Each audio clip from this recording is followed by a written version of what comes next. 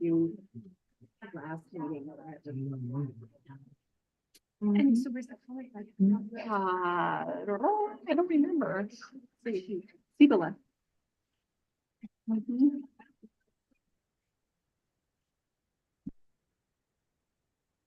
I can see back in The cabinet. Yes, ma'am. Good evening, board members. If we're ready to, if you're ready to start, I think we're going to start our meeting with a selection from our choir this evening. Thank you.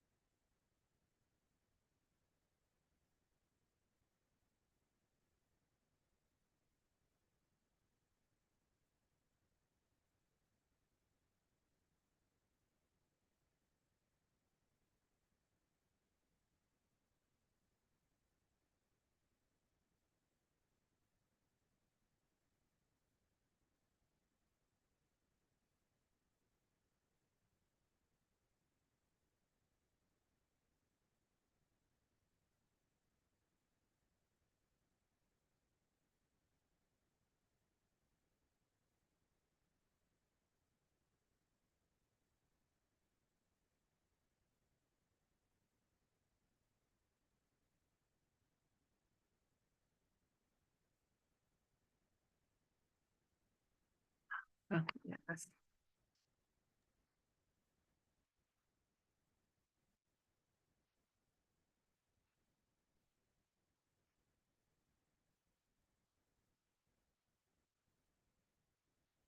I just want to say big congratulations and thank you to our El Dorado Gold Rush Choir. You guys were awesome. It was beautiful. I'm up here crying my eyes out.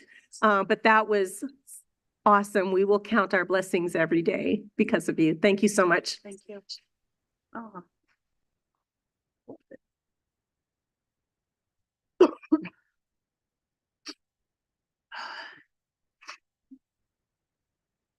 We'll give them a minute to, again, thank you so much for coming out tonight. That was such a treat. It's been a while since we've had students with us in the boardroom, and so that was a great way to start our meeting tonight. I want to call this meeting to order. We're going to have a regular board meeting, believe it or not. So tonight we are using closed captioning on the YouTube live stream. Please speak clearly for those speaking during the meeting so the closed captions are as accurate as possible. And we do have some people that are joining us via YouTube.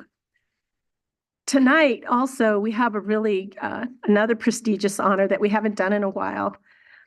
This is going to be a color guard and Pledge of Allegiance. It's going to be presented by Cibola High School Marine JROTC under the instruction of Master Sergeant Chamorro. So I'd like to have everyone in the room please stand for the acknowledgement of our flag.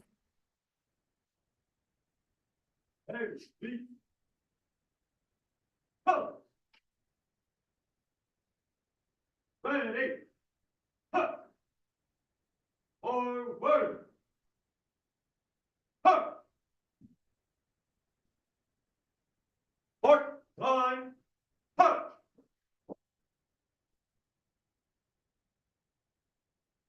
Huh. Huh. Preset. Colors.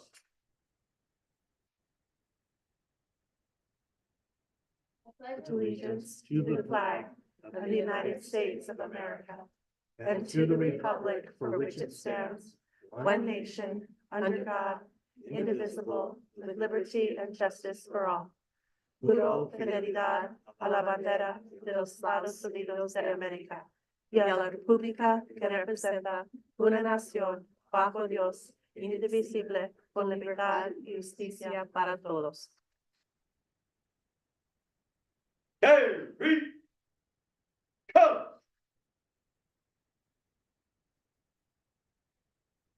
Part time. Part. Forward. Huh. Huh. Huh. Ahora. Huh. Ready. Huh.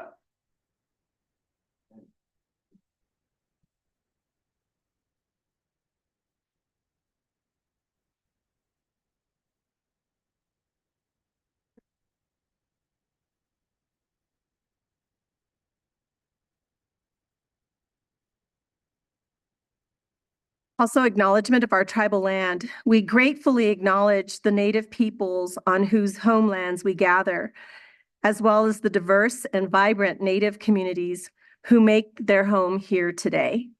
Now I'd like to ask for a moment of silence, and let's have a moment of silence and prayer for peace and, just for health for our families and for those that have served our country. Thank you.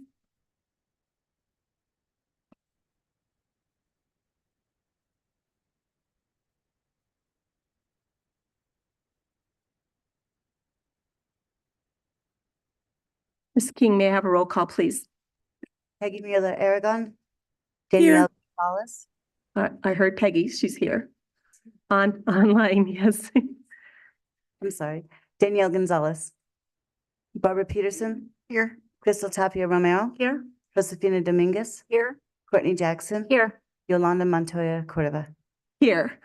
Before I go on to the regular agenda, I just want to thank everyone for being here tonight. Tonight's kind of a special night for us. We're going to finish this semester with just, celebrating what our students know and are able to do. And that's why you're seeing students with us tonight. We started with our reception, the choir, and we're gonna also listen to some other students. So I'm just really grateful for how we want to end the semester in celebration. So our first item is approval of the December 20th, 2023 Board of Education meeting agenda. May I have a motion, please? I move to approve the December 2023 Board of Education meeting agenda. Josefina Dominguez. This is Crystal, second. I have a roll call, please. Peggy Mueller Aragon, Yes. Barbara Peterson, Yes. Crystal Tapia Romero, Yes. Josefina Dominguez. Yes. Courtney Jackson. Yes. Yolanda Montoya Cordova. Yes. So our next item is approval of the minutes from the Board of Education meeting on December 6th, 2023, the special Board of Education meeting on November 29th, 2023, the Policy Committee meeting on July 7th, 2022, we're going back, and the Instruction and Accountability Committee meeting on August 10th of 2022. That's just catch up, board members, for some items that we hadn't done in the past. This is Crystal. I will move for approval of the minutes of Board of Education meeting from December 6, 2023, special Board of Education meeting on November 29th, 2023, Policy Committee meeting on July 7th, 2022, and the Instruction and Accountability Committee meeting on August 10th, 2022. I'll second that. This is Josefina Dominguez.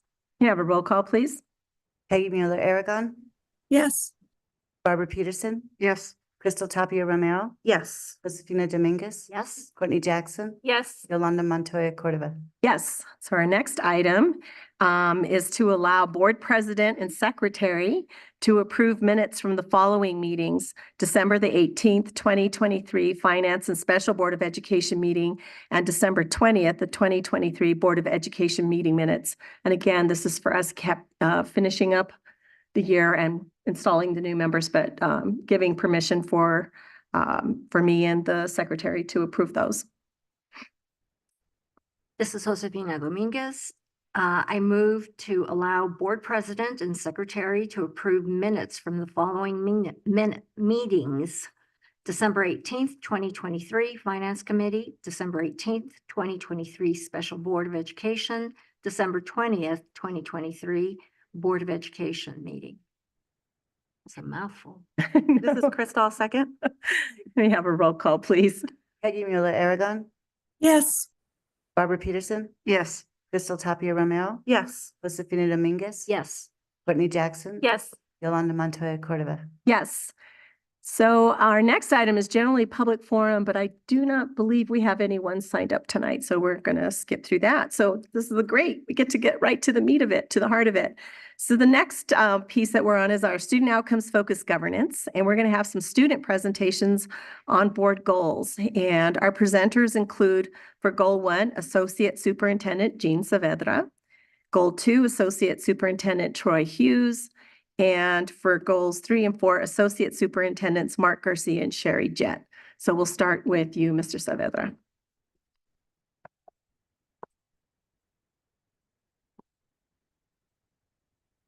So thank you so much, Board President Montoya Cordova, board members and Superintendent Alder.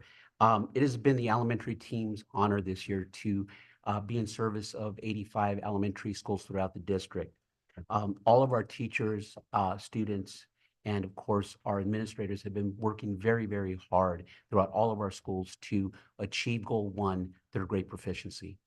And tonight we have 2 of those schools here, Alamosa Elementary School, and we have Marianne Benford Elementary School, who have, we have the principals, the teachers, some teachers and some students here to present to you some of the things that they've been doing this year in their classrooms throughout the year to achieve that goal and much more.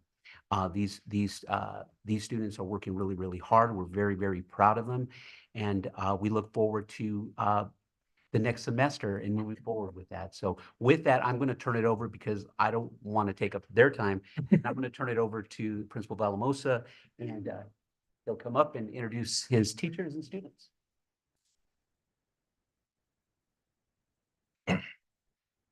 I'm new at this, so bear with me, please. It's all Thank you good. so much, President Cordova and the board and Superintendent Elder. I appreciate you guys inviting us and Mr. Saavedra inviting us to this tonight. But the biggest thing is the people behind me, my students and my teachers are the ones who make our school amazing and make me just want to come to work every day because of the things they do.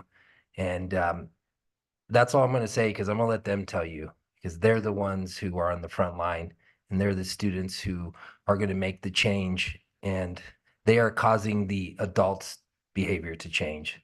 So I'm going to introduce my teachers. I have two teachers here today. One of my teachers is my third grade teacher, Miss Andrea Ortiz. Yay. And I have another third grade teacher, Miss Victoria Elwell. Yay. That's all good. Yeah. Take it away. Good evening. My name is Victoria Elwell. I teach third grade.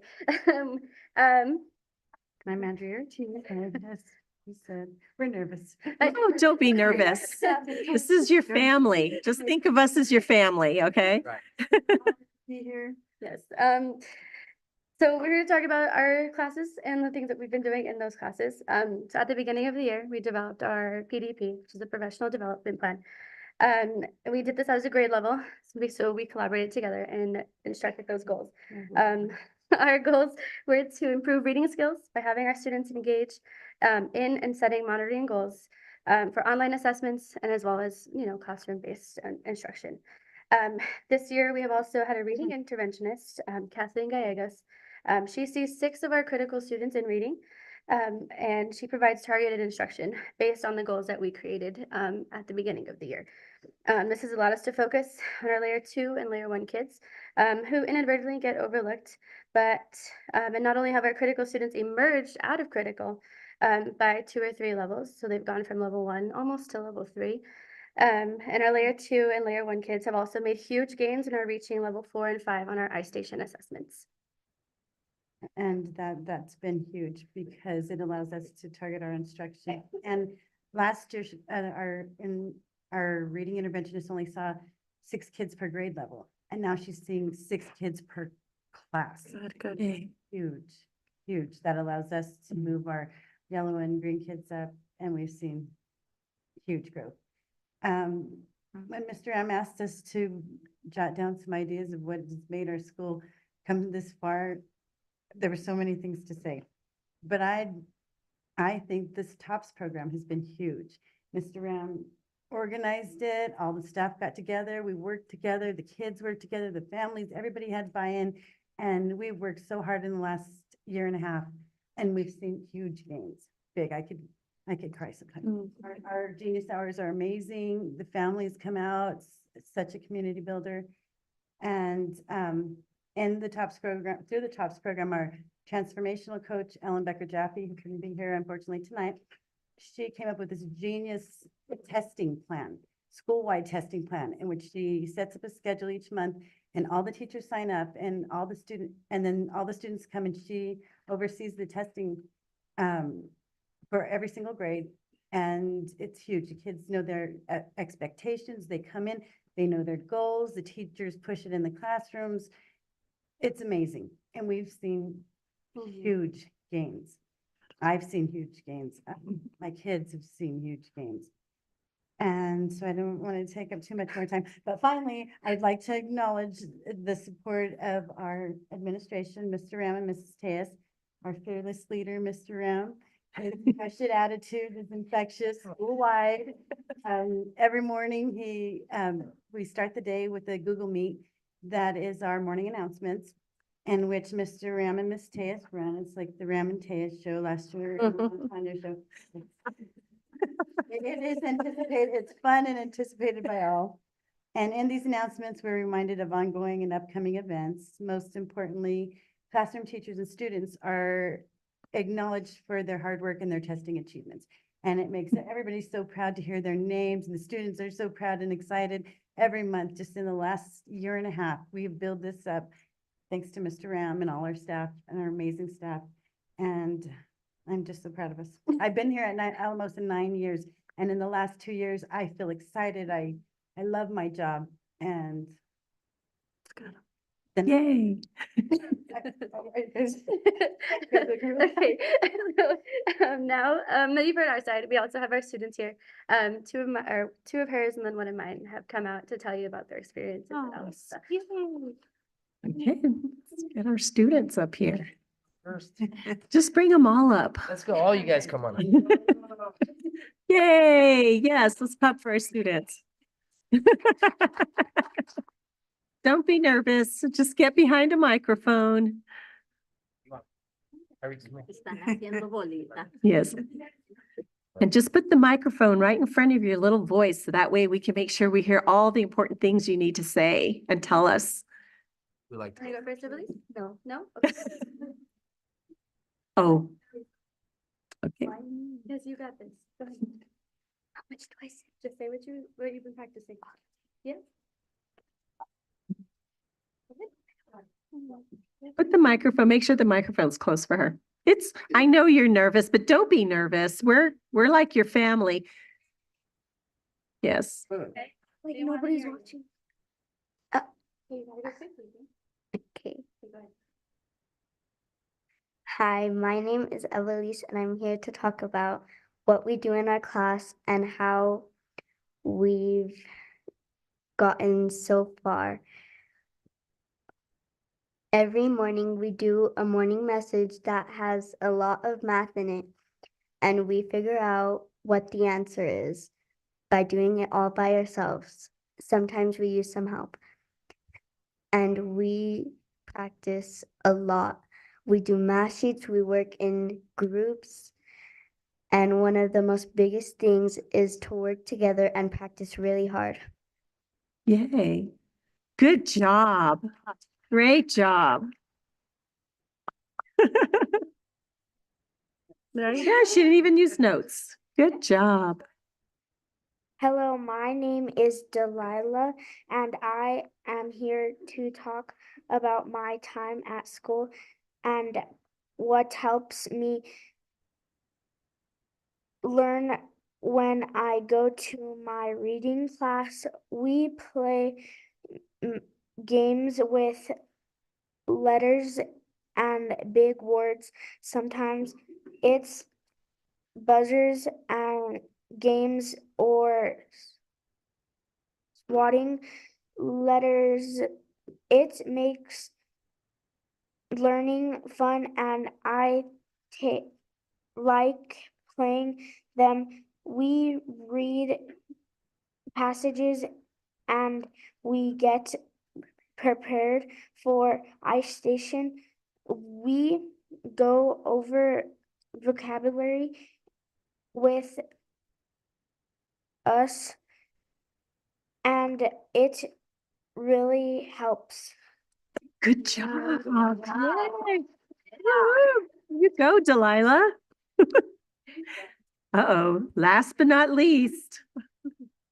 Hello, my name is Tyreek, and I am going to talk about taking Ice Station.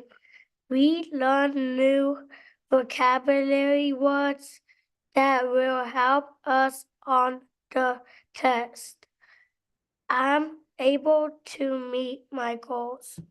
That's great job. Good job. That's 70 points this month. Wow. Wow. Yay. Well, I also like to say is these students in the past month, some of these students have done 100 to 175 point gains in 1 month with just coming to school and putting in the hard work. And they know what to do when they come. Their expectations are, they know their goals and they want to produce and they want to better themselves. And this young man to the right of me, at the beginning of the year, he was layer 1 critical, and now he's layer 3 and moving into layer 4. So congratulations. All of them. Good Job done. Good Thank you all. I really appreciate this time. So thank you. So before you guys get up, what I'd like to do is parents, if you want to come up around here and take a picture of your kids, please do. Yeah. That was a big thing. I'll let you go. You guys can get behind him. Get behind him, Mr. Ram. There you go. Yes. Let's get a picture of them. This is a big deal. So cool. Working. Oh. Oh, I want one of those. So good. Is Danielle still here? No, I don't think so. Yeah, let's get one with the parents behind their kids Right, too. the parents get behind them. Mr. Seiss can, Dr. Seiss can take a picture. So good. So good. It's been a while since we've done anything like this. I love it.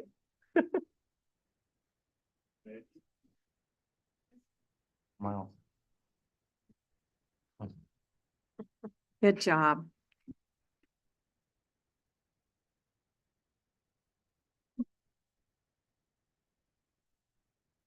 All right. Students, I'm so proud of you. That takes a lot of courage. And so I'm just so proud of them for being able to come up and speak like that. They definitely have some big futures ahead of them, I can tell.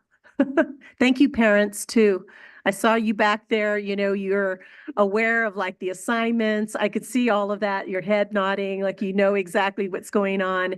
It takes the village and it takes parents to be engaged in that. So I really appreciate everything that you're doing to support the school too. I've been to Alamosa and I'm going to cheat a little bit because my granddaughter goes there too. And so I know the beauty of Alamosa and I know the heart of that school is really these families and this community that comes together to support the school. So thank you so much. All right. And next, I'm going to turn over to Ms. Nieto from Marianne Benford. All right.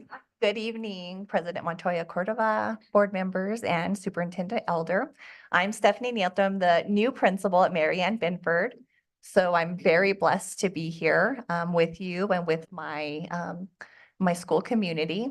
And I just want to say it's my first year in APS, and I feel that I landed in a great spot at my school with a very caring community and great staff. So what I'm going to do is first introduce you to Mrs. Lynette and Baca, and she's going to come up and talk a little bit about what she's done this year, and then her kids are going to share with you. Perfect.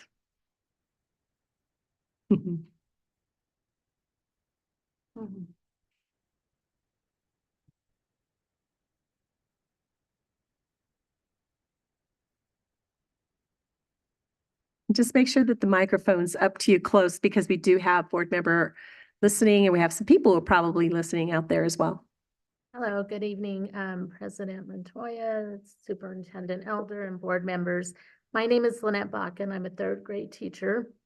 I've been at the school almost 18 years, and I want to start and discuss our proficiency rates and how they've been affected this year.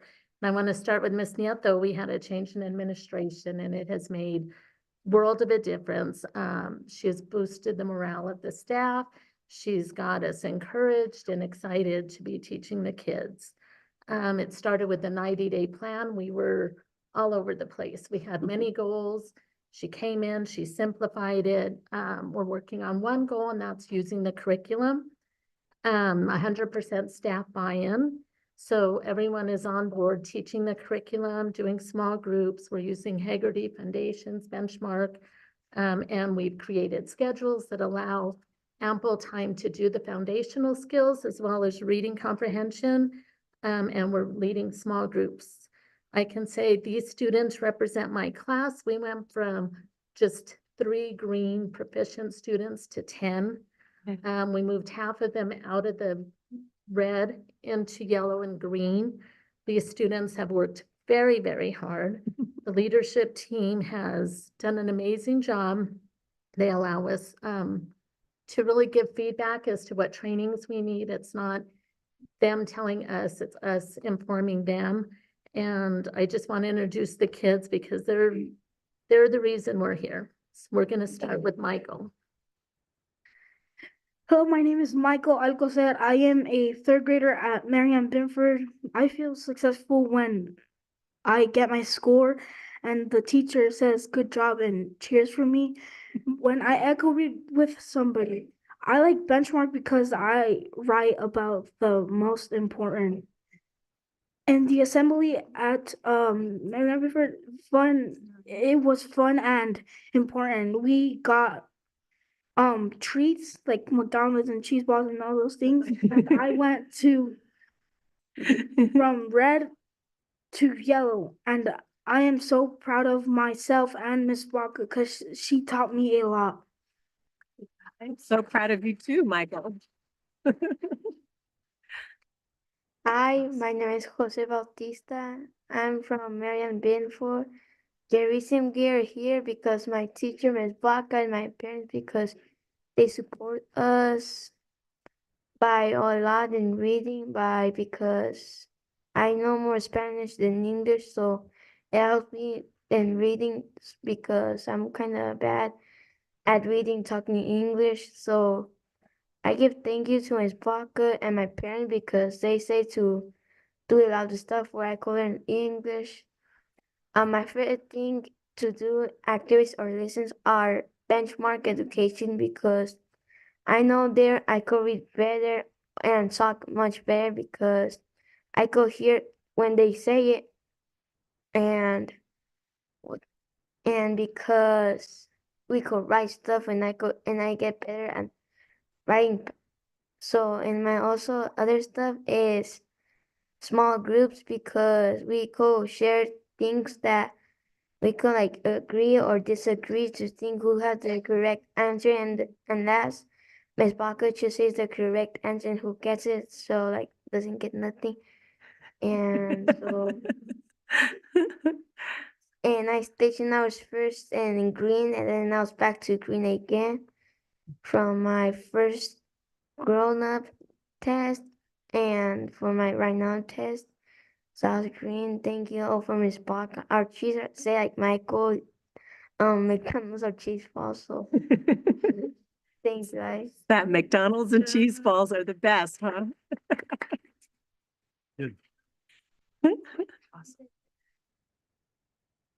Hello, my name is Cielo. I'm a third grader at Marianne Benford Elementary School. I feel successful when my teacher gives me advice and when we come to our teacher to ask for our scores and when I'm able to read by myself. I like foundations because we learn to tap out and different syllables. We have testing assemblies to get ready for the test. My teacher tells us that we have to try our best to go from red to yellow, yellow to green, or green to higher. I went from yellow to green. The rewards that we get are snacks. Yay, Cielo. Good job. I'd just like to invite any of the board members if you want to say something. It doesn't need to be just me. Any feedback you want to give at this point? Just, I'm heartened. yeah. And to Jose Bautista, síguele en dos idiomas, ¿sí? Bilingual seal. A todos. So yes, I'm happy. To learn more, to be the both English and Spanish. Yes. Yep, absolutely. That's correct. So I encourage you to continue to make your Spanish. advancements and to do it in both languages. And thank you to the teachers and Thank all the you adults, the parents. Marianne Yes. Binford, woohoo. So family, come up and take your pictures. I have one question. Do you get, are you a dual language school? Do you get to do your work both in English and Spanish at school? In my old school in college, I used to do English and Spanish. And and here in Marian Binford, there's still like people that speak English and Spanish, so I just speak Okay, both. Okay, good. good. I mean, I'm glad you're working on both. Get the teachers behind them and the school behind them. There you go. You guys did such a good job. So proud of you.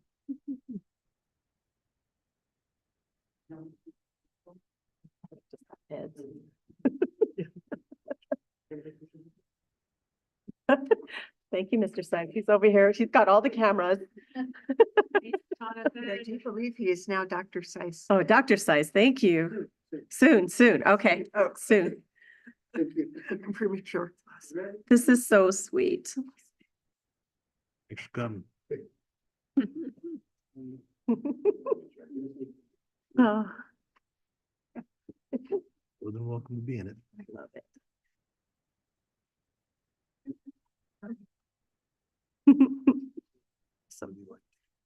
Again, I just want to say thank you to all the parents.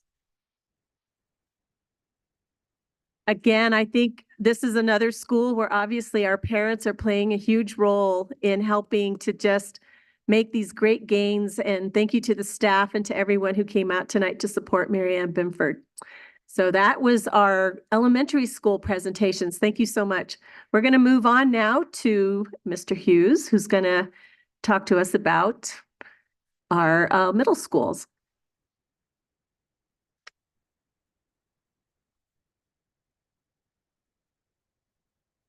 Thank you very much, Madam President, members of the board, Superintendent Elder. It's fantastic to see you guys here this evening and have an opportunity to produce some of the goals and the things that we have done in Goal 2. Before I want to get started, I want to thank Board Member Peterson, Board Member Mueller-Aragon, and Board Member Montoya Cordova for your years of service and courage and commitment that you have given of your personal life to help lead the board and to lead the district. So thank you guys so much for that. And we'll continue on with the work that you have put forth that we are leading and doing in middle school. So as you guys know, Goal 2 is math, and we're getting our kids ready in 8th grade to do well in math. And as we go through, there's been a lot of things that we've tied in and put forth. With that, we've into the 9-day plans, we started aligning arrows. We start putting things into place that goes with it. We have critical actions that match what we are attempting to do and putting those forward for our students. Doing our walkthroughs, this is teachers from Jackson Middle School. And we saw some things that they were doing that was a complement to the work that we have been putting forth, where you actually get to see the efforts that you have put forth down to your principals, down to your teachers, and into the students' work.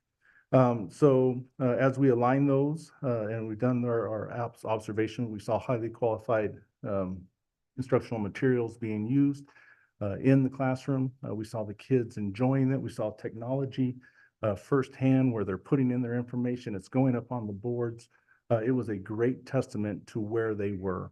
In talking with the principal, Tracy Straub, afterwards, it was evident that they have been using, not just the professional district curriculum, but also that they've been using the professional development from C&I, professional development from themselves, and professional development within their own collaborations to really work forward as a school. So they've really taken a deep dive at their school in mathematics, and it's been a beautiful thing to go with. I do want to introduce Mrs. Powell, and a student teacher, Mrs. Crawford. It's kind of great to have a math student teacher, and they'll be staying in middle school because I won't let them go. This myself was really good, and we will definitely find something there for that. Yes, we will. We will. Yes, we will. I do want to extend some thoughts and prayers. We had a teacher from Truman who was going to be here as well, but he had a medical emergency, like a real medical emergency. So we're kind of shuffling a little bit around that, but I just want to let you guys know that we had that planned as well. So without further ado, I'll let Mrs. Powell talk. I want to thank her very much. It was pajama day today. She had to race home after the end of the day, switch and come back and looks absolutely fabulous. So, that's what I said. I was like, if I'm in pajamas, I'm staying in pajamas all day. And we went ahead and wanted to be professional for you. So I'll turn it over to Mrs. Powell. Good evening, board members. I'm Mrs. Powell. I am a 7th grade math teacher at Jackson Middle School. We've been using illustrative math this year. One of the challenges we had with this curriculum were the students were apprehensive to show their work and collaborate with each other. They were quite afraid of making mistakes. So to combat that, we used a math program called Desmos that integrates the curriculum.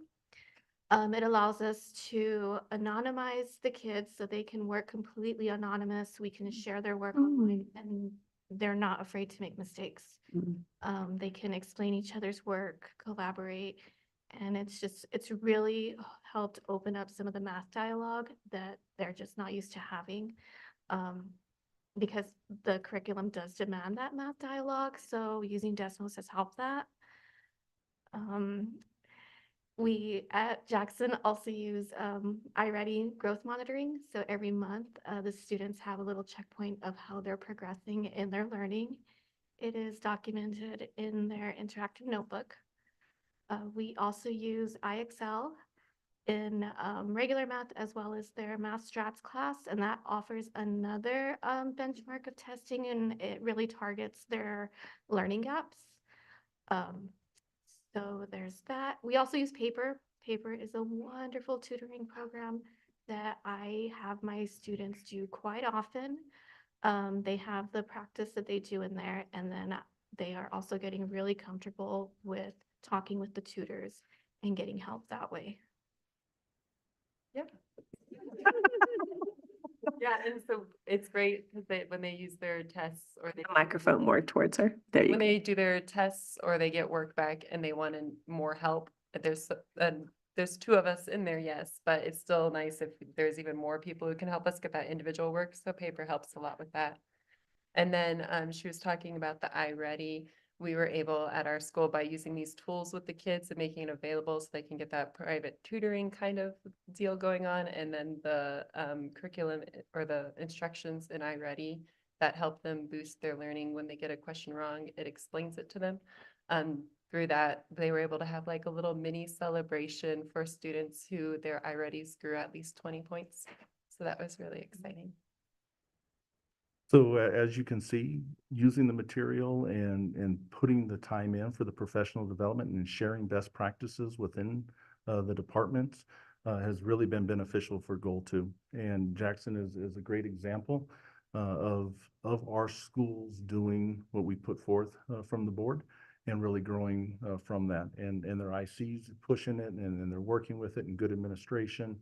And it's just a great testament of our goals and our adult behaviors changing over time. So I want to say thank you very much for that. And that's our Goal 2 presentation. Are there any comments or questions from anyone? I feel like we don't have students to scare. Nope, Yeah. nope, nope, scary. You guys, Yeah. I told her we put it in her portfolio. She had to present in front of the board as a student teacher. That's a good one. So my question is, with illustrative math, are the Paper tutors aligned with illustrative math so that when your students go into Paper, are they aware of like illustrative math and how it's kind of a little bit different curriculum than traditional? We can't pick the tutors, Paper hires them, but they do have like the worksheets that we give them. And so they can take a picture and they can kind of see that. And then we haven't seen any where they're just like giving answers and stuff. They're like working through the problem and asking the students like, okay, you got here, what would you do next? Which is awesome. It's not just giving, for the most part, they're not giving answers that I see. No, the tutors, I don't know if they're familiar with the curriculum, but they definitely help ask really good probing questions to help them work through the problems in the curriculum. Awesome. So it sounds like they actually support that dialogue that you were talking about, the absolutely. probing dialogue to just have that. I've seen them draw little diagrams for the students and they'll say, can you explain to me what I did here? They'll do that, and they'll also, they really work with them with vocabulary as well. They're like, well, did you mean to say this or did you mean to say this? Which one is it? So it's really helpful with them getting that dialogue correct as well. Okay, that's cool. I'm glad to know that it's being supportive with what you are doing in the classroom. It's a great tool. It's good to hear. Is there any, oh, go ahead. Oh, yeah, I was just going to say last year when we selected illustrative, I know there was concern because it was a break from some of the previous curricula framework, and it was really exciting. I mean, I was really pleased with that curriculum in terms of the whole conceptual work, but knew that it might be a heavy lift for classroom teachers.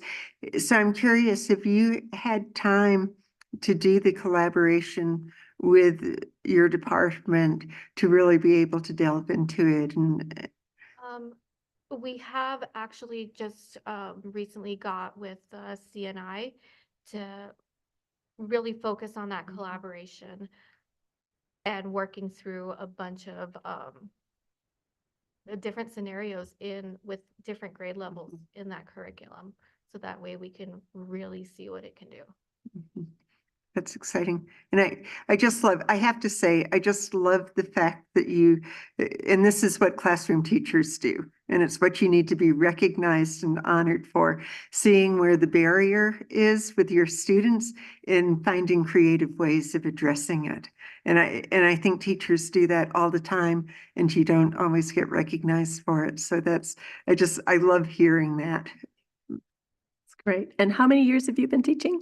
My 6th year. Okay. Thank you for coming to us. For getting beyond the 3rd and 5th years. Yeah. Any other questions or comments? Again, thank you so much. It's important to hear and see what's happening, with our middle school work. And I really, truly appreciate you all coming out tonight. Thank you. Thank you very much. Back to pajamas. Yeah, thank you. All right. So our next goal is goal 3 and 4, and this is Associate Superintendents Mark Garcia and Sherry Jett are gonna. Oh, boy. Awesome. Yeah, we got the crew up here tonight. Dang.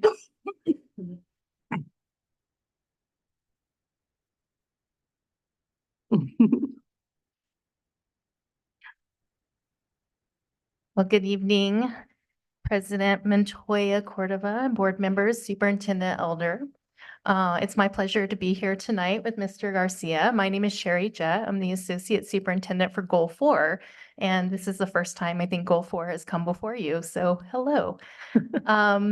We are really on Goal 4 looking at a lot about our school climate and supports. So that's really how Goal 4 is translating into the day-to-day work.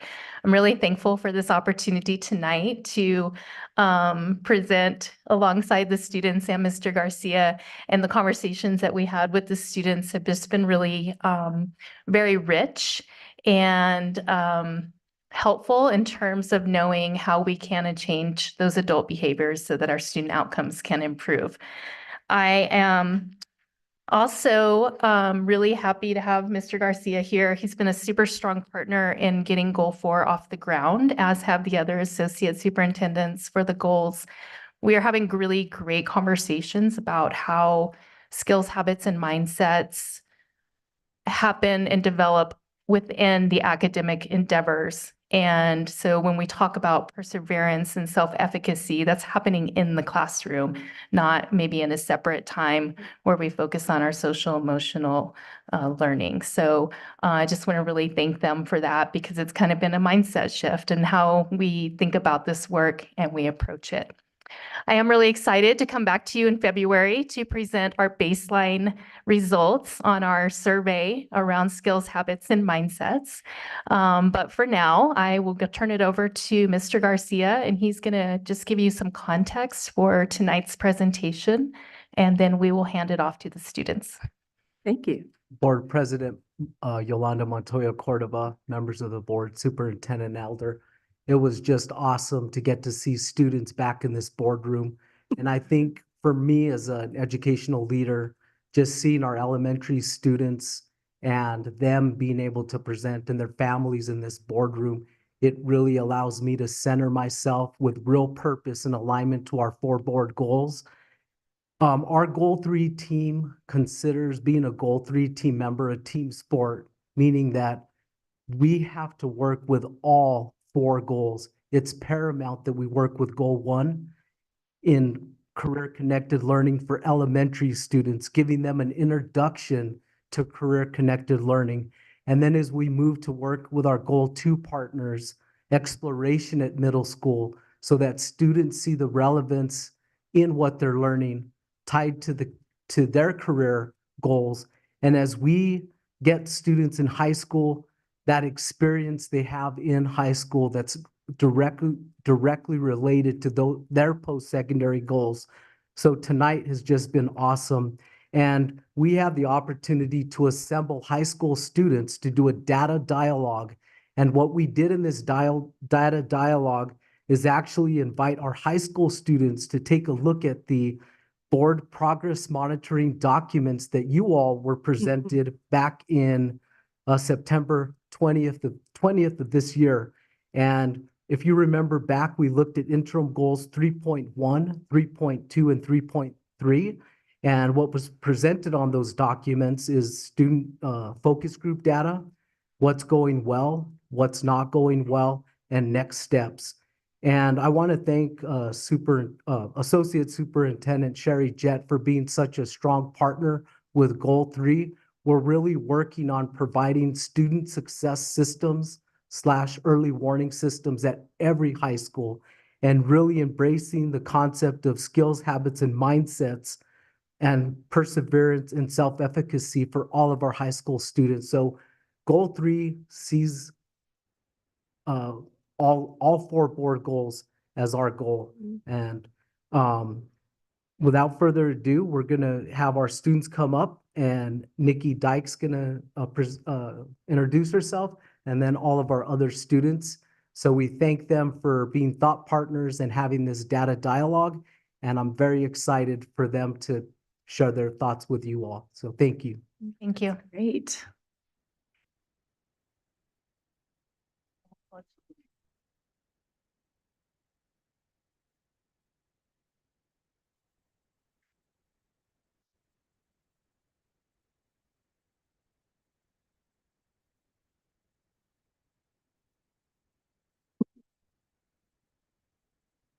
All right. Hi, my name is Nikki Dyke. I'm a senior at El Dorado High School, and I'm also the student body president. I will be attending Hamilton College and also playing softball for them. I want to pursue a major or concentration in political science or pre-law, and then I want to attend law school to become either a lawyer or a politician or something in that realm. I want to make a difference, and I also like talking, so that's why I like it. So, yeah, Or a superintendent. maybe. My name is Bianca Quinones. I'm a junior at Sandia High School. I want to go to college outside of New Mexico and study either psychology, political science, or some sort of STEM field. From there, I want to either attend law school and become a lawyer, or maybe go into some sort of STEM field such as engineering or biomedical. Nice. Before I start, I'd like to say thank you all for letting us have this opportunity tonight. I appreciate it a lot. It was really just an interesting experience. But I'm Talon Herrera. I'm a senior at Siebel High School and the student body president. My plans for after high school are attending Barrett the Honors College at Arizona State University, and I want to double major in software engineering and investment banking. And I'm also planning on joining ASU's student leadership program. Hello, my name is Taylor Tressel. I'm a senior at Sandia High School. I plan on attending college outside of New Mexico, and I want to study elementary education with goals of becoming a 3rd or 5th grade teacher. Yay for teachers. And the selfless senior. I am, yes. The selfless senior. Good evening. I'm Cree Ackerman. I'm a senior at Sandia High School, and I plan on attending the University of New Mexico. And Yay, staying here. Yeah, and studying the early childhood education. Yeah. you. We love you. Hello, I'm Jaden Rodriguez, and I'm a junior at Sandia High School. I plan to go to college outside of New Mexico, and I plan to study psychiatry, and I want to be a psychiatrist. Very cool. Nice. We need you too. Our state needs you too. Yeah. Need Come all back, of you. guys. Come All back. of us, Yes. all of you need to come back. So for the student observations and descriptions, we've seen that the data varies, it goes up and down, but it's clear that there's room for improvement. Okay, so what we noticed was that in 2021 to 2022, that in all of the demographics, there was a big spike in dropouts, and we blame that on COVID. The Native American English language learners and the free and reduced lunch students have the highest dropout rates from any other subgroup. We also noticed that the AP dual credit, like that credit, increases for juniors because it is a graduation requirement. We noticed that all students have access to something, which is definitely positive, but opportunities are not always equitably accessible, which is less good. And we also noticed that where you go to school determines the opportunities you have. So I know at Sandia, we have a great program that's IB, so that's wonderful, but you have to go to Sandia to have that. We also noticed that the focuses on those that have taken an AP class are to take more, but we want to know how to focus on those who need to take an AP. We directly link this to school climate and belonging.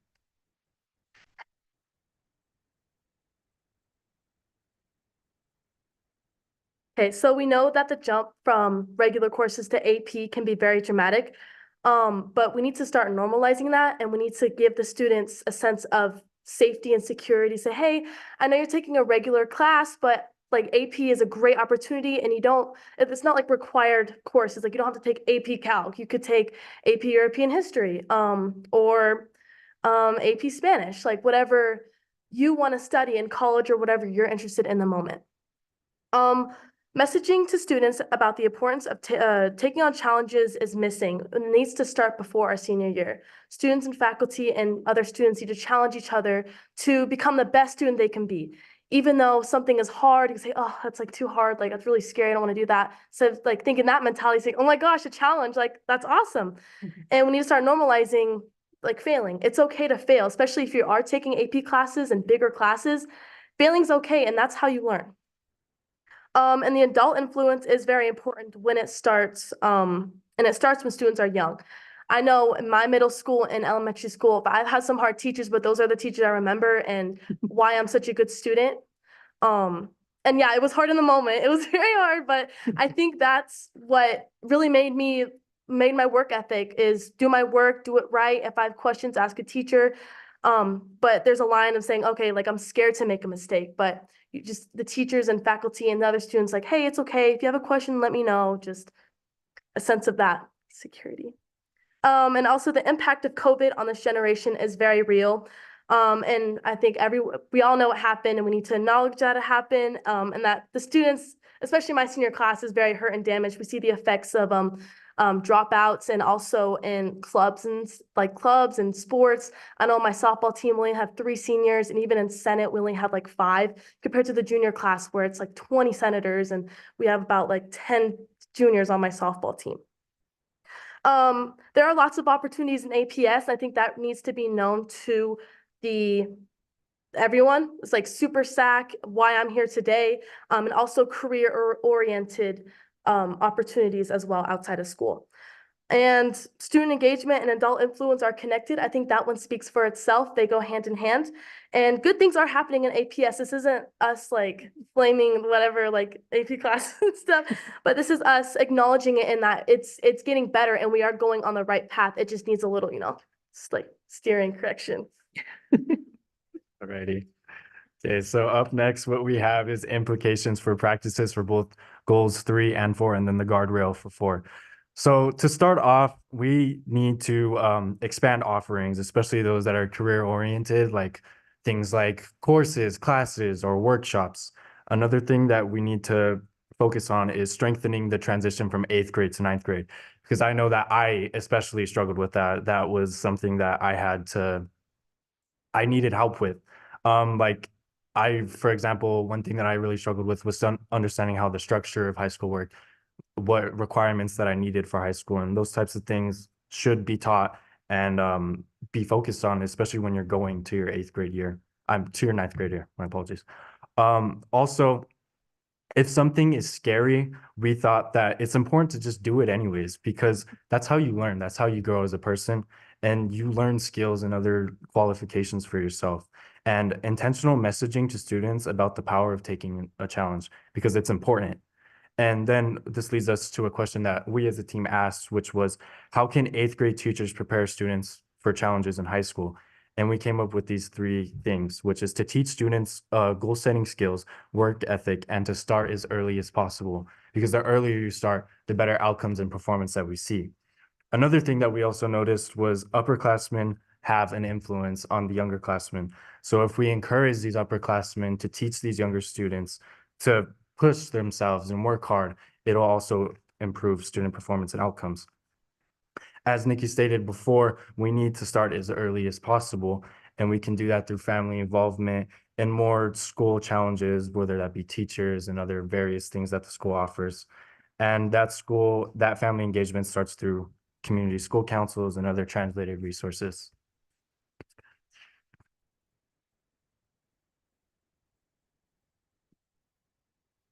Goal 4, skills, habits, and mindsets. Increase the percentage of students who demonstrate the skills, habits, and mindsets most aligned to life success. Perseverance, self-regulation, self-efficacy, and social awareness from X in 2023 to Y in 2029, and as measured by an evidence-based and aligned tool. Right, so as you can see, perseverance and self-efficacy are bolded, and they're bolded for a reason. We want to focus on those two words. I'm going to be talking about perseverance. So we saw the data, we saw the dip when COVID happened, but it's starting to go up. We're starting to go on an upward spiral. We just need that perseverance for like everyone, teachers, faculty, students especially, to like just have that perseverance, keep going strong. We're almost there. We're trying to find trying to find normalcy again. And I think we're on the right track to that, but it's going up. Just persevere. And perseverance is a great thing. Another thing that we plan on boosting and hope to see is self-efficacy, which is students pretty much realizing their capacity and their capabilities of their skills and how they can reach the goals that they want to achieve. And it starts off with just more involvement and just more pushing for like more achievement and how you can build yourself in a successful manner, and so you can achieve whatever you'd like. How can adults help students build the skills, habits, and mindsets that help them be successful? We were asked to respond to that question, and here's some of our responses. Encourage, encourage, and encourage. Challenge your students and remind them to work hard in life. It will get you far. I think this is talking about how we want adults and teachers, administration, just to really challenge students and push them towards wanting to achieve their goals. The second one is they should encourage students to want to set goals for themselves and motivate them to want to motivate themselves and build skills that help them stay motivated to achieve their goals. This means that we want students to really be self-motivated and really truly want to have the skills to achieve their goals themselves and really want to be able to have other people push them, but truly they want to achieve their goals for themselves. They can challenge students to achieve the goals that they make. Having them feel accomplished will let them know they are learning and will help them be successful. It all starts with discipline. When adults continuously teach the values and importance of work ethic to their students, mindsets will change. Challenge your students to find their drive because that's where it all starts. Also, being a well-rounded model for your students gets you far. Students notice that. And support and motivate. Support students so they know you are always there for them, but also push them to achieve more. I think all of these responses sort of have the same message of like self-efficacy and perseverance, that we really do think that adults and teachers, admin should truly push students to make their own goals and really be set on their own goals and truly think about what they want to do like after high school and build skills to be able to achieve those goals. So that's the end of our presentation. Is there any questions? Whoa. Great job. Whew, that was a lot. You guys did a lot. I'm going to open it up to board members if you have any questions. I do have some, but I'll start. I definitely have some questions, and I love some of the like normalize failing as an opportunity to learn, right? And there was another normalizing that I really loved, hearing. Oh, normalizing AP. I was an AP teacher several decades ago, but when I attended my first summer institute at UNM for those teachers who wanted to become AP teachers, we had Intel executives come talk to us, and they begged us.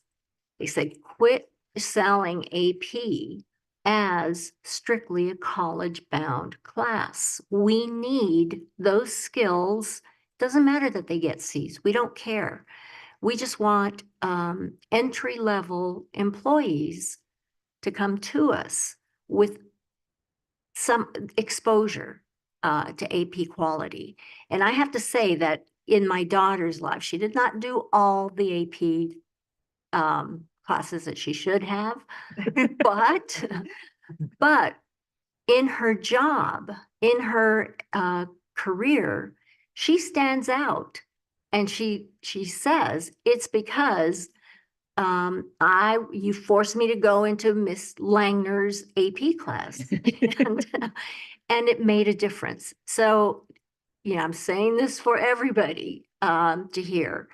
Thank you for that observation. And then I do have a question, and maybe the psychiatrist can help us with this one. No pressure, but I love how you analyze the data, by the way. Under intentional messaging about the power of a challenge for 8th graders transitioning to 9th grade, upperclassmen teaching the younger students. I heard that comment. How would you do that? What great ideas come to mind? One idea that comes to mind is just telling the young, I notice a lot, even with, I have a younger brother, and sometimes he struggles with understanding that high school is important. Like, I remember when I was a freshman, I struggled with the fact that my grades matter. And if I want to go to college, which was my plan, that my grades matter. And if I want to go to like a big college, for example, or even whatever option, they matter. They build a work ethic and they build the skills to be able to do, not just in college, but whatever other options that you see fit for yourself. But if you learn just the challenges of working hard, or simple little skills like technical skills, or even communication skills, like those start the foundations, and they just continue to build up as you progress through high school. So would you buddy up 9th graders or 8th graders with? Yeah. Is that, I'm just curious. Yeah. Thank you. I think maybe having older like upperclassmen be aware of really the benefits that they've gotten from AP classes. I think maybe just saying that, and then saying maybe you could encourage, maybe some of the 9th graders or 10th graders to want to do AP classes. And I think even when students just talk about what classes they're going to take, I think maybe that'll show through. And so that they'll be like, oh, I know I got like better communication skills or better study skills from this AP. I guess like I'll encourage somebody I know to want to take this AP class, or really just having them speak highly about AP classes just around the halls or like in casual conversation. I think maybe it'll get to the lower classmen. El Dorado had something like that my freshman year. My freshman year, I was online, and we had these things called Eagle Buddies. So I was paired up with an upperclassman. And this upperclassman, she was paired up with 2 other freshmen, or 2 or 3. And that she would just check up on us saying, hey, how's it going? Like, you're studying, make sure your grades are good. Do you need any help? That really helped me my freshman year, since I was online and I felt like I was alone because I didn't know anyone. I was online. But yeah, and also I did have an older brother too, who is 2 years older than me. So he was a junior when I was a freshman, and he really helped me understand the importance of grades, especially my freshman year. I also was very grateful to have in 8th grade. Her name was Miss Kershaw. Her name is Miss Kershaw. She was my English teacher for 8th grade, and she really pushed my class and myself to say, hey, you're in high school next year. You got to make sure you're doing this. You got to make sure you're reading all your chapters. You can't like have to do something, have to do it, and you have to do it right, because there's not going to be any excuses to when you are in high school. So I just think that really helped me when I was in 8th grade, saying, oh my gosh, like this is real. I need to get my act together. Any other? I just have a comment. Oh, go ahead. Like, I love that every single one of you are blazing your own trail. Like, you are truly confident in who you are, your abilities, the way you carry yourself. And it's incredible to know that you represent APS well. Like, hearing each of one of you speak tonight and hear the passion, and it's very personal to you. It's not something that you were just told to do, but you could tell that you took it to heart and you applied it to real life experiences and how we can make APS better for the long haul. And for that, I want to say thank you. Like, you are exactly what we want representing all of our schools and continuing this legacy for many generations. Like, I will plead to come back. I know you guys are going to other schools, but we need your talents. We need your expertise here. Like, you are New Mexicans. Like, this is who you are. And we want to continue to make our state better. But everything that you've continued to talk about, like, you get it. And it's amazing just to see like the thoughts that we had in place, really see them roll out tonight and see it firsthand come to life. Like, this is what makes it worthwhile. So thank you for what you're doing. Thank you for the commitment you made, for doing hard things, and for making sure that this is just like the first step of greatness, what's to come for all of you. So congratulations. Thank you guys. I'm glad you're here tonight for speaking to us. You guys will really change the world. Thank you so much. Board Member Peterson. Well, that's hard to follow. I know. Because like you it was are the all finale. magnificent. But I do have a question. I'm just curious because you've talked about AP classes, and I'm also curious about, are you able to access the electives that you're most interested in? And what role do you think they play in your progress, both academic and emotional, social, all those other good things? I can start this one off. So I started taking AP classes when I was a junior, and I honestly just wanted to experiment. My junior year, I really liked writing. And when I go to college, I might take a writing class or an English class because I really like doing that. So I took an AP Lang and Comp class to see if, maybe I like doing this. And it turns out I love writing. I love writing argumentative essays. Somehow we're not surprised. You're a little Courtney. You have no idea. Yeah. But yeah, it's just having the option to I liked writing and I had the option to take AP. I also took honors my sophomore year, so I wasn't jumping into it. But also my sophomore year, I had just normal world history and I was really interested in the European part. So my teacher recommended, hey, seems like you really like Queen Elizabeth. Maybe you might want to consider taking AP European history. I was like, okay. So I took it and loved it. So that's just the accessibility, and whatever you want to take. Like, I wouldn't want to take AP Physics. That's not something I would want to take. For other people, it would. And having the option there for them, like, helps them get to where they want to be. Yeah. I have a book for you on Queen Elizabeth. Oh, okay. Okay, that's perfect. I'll say something. Okay. Well, this is my first year taking an AP class. So as a senior, it was definitely a bigger jump, and I decided to take AP Pre-Calc out of every class. Wow. And I never had a thing for math, but I've always just kind of taken school as like it's easy, I don't really have to apply myself. And so this year I kind of was like, oh, I really do have to apply myself to get a higher grade in my math class, and grades have always been super important to me. So I took the class knowing that I would have to push myself a little bit harder.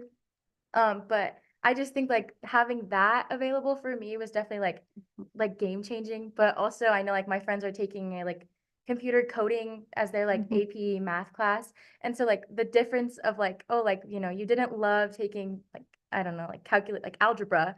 So, they had the option to still take an AP class, but it's their math credit. So it's definitely the parallels for that, which I appreciate. Great. What about, I'm gonna ask another probing question. What about the arts? What about music and art and some of the not so specifically academic classes? Thanks. We, go So ahead. right now, I'm taking 5 AP classes, so it doesn't really leave a lot of room in my schedule to take other things. And I do think that it would be nice, like, to take like an art class or I don't know, a music class. But I'm in Senate, so student leadership. So I do think like through there we do a lot of like I guess creative things. And even in like my AP Spanish, we'll have the opportunity to do something creative or physics even.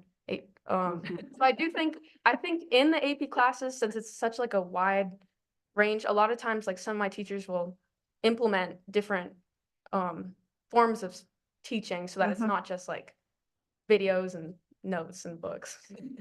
Yeah, to add on to that, a lot of the AP classes that I took were incredible. Like I learned so much that I don't think I would have learned in the regular ed classes. And yes, they were a challenge, but I personally love the challenge. I love to be able to like challenge myself. And I remember just for example, in my AP psychology class, we did a lot of like analysis on like ourselves, our community and our environment behind us. And it was really interesting.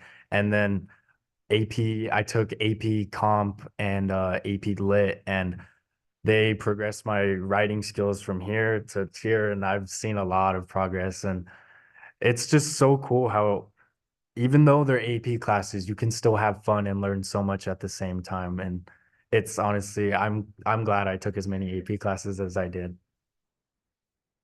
I'm taking AP art for that, like art topic. So I took painting and drawing just to try it out my sophomore year, and it turns out I love it. Junior year, I took AP, painting and drawing 3. And this year, AP art was probably my favorite art out of all of them, just because we had the freedom to do what we want. It's like we did the assignments, we did what like my art teacher wanted me to draw a cow on a human body. I did that, but it was really cool. It's really cool. Okay. I never know I could do that.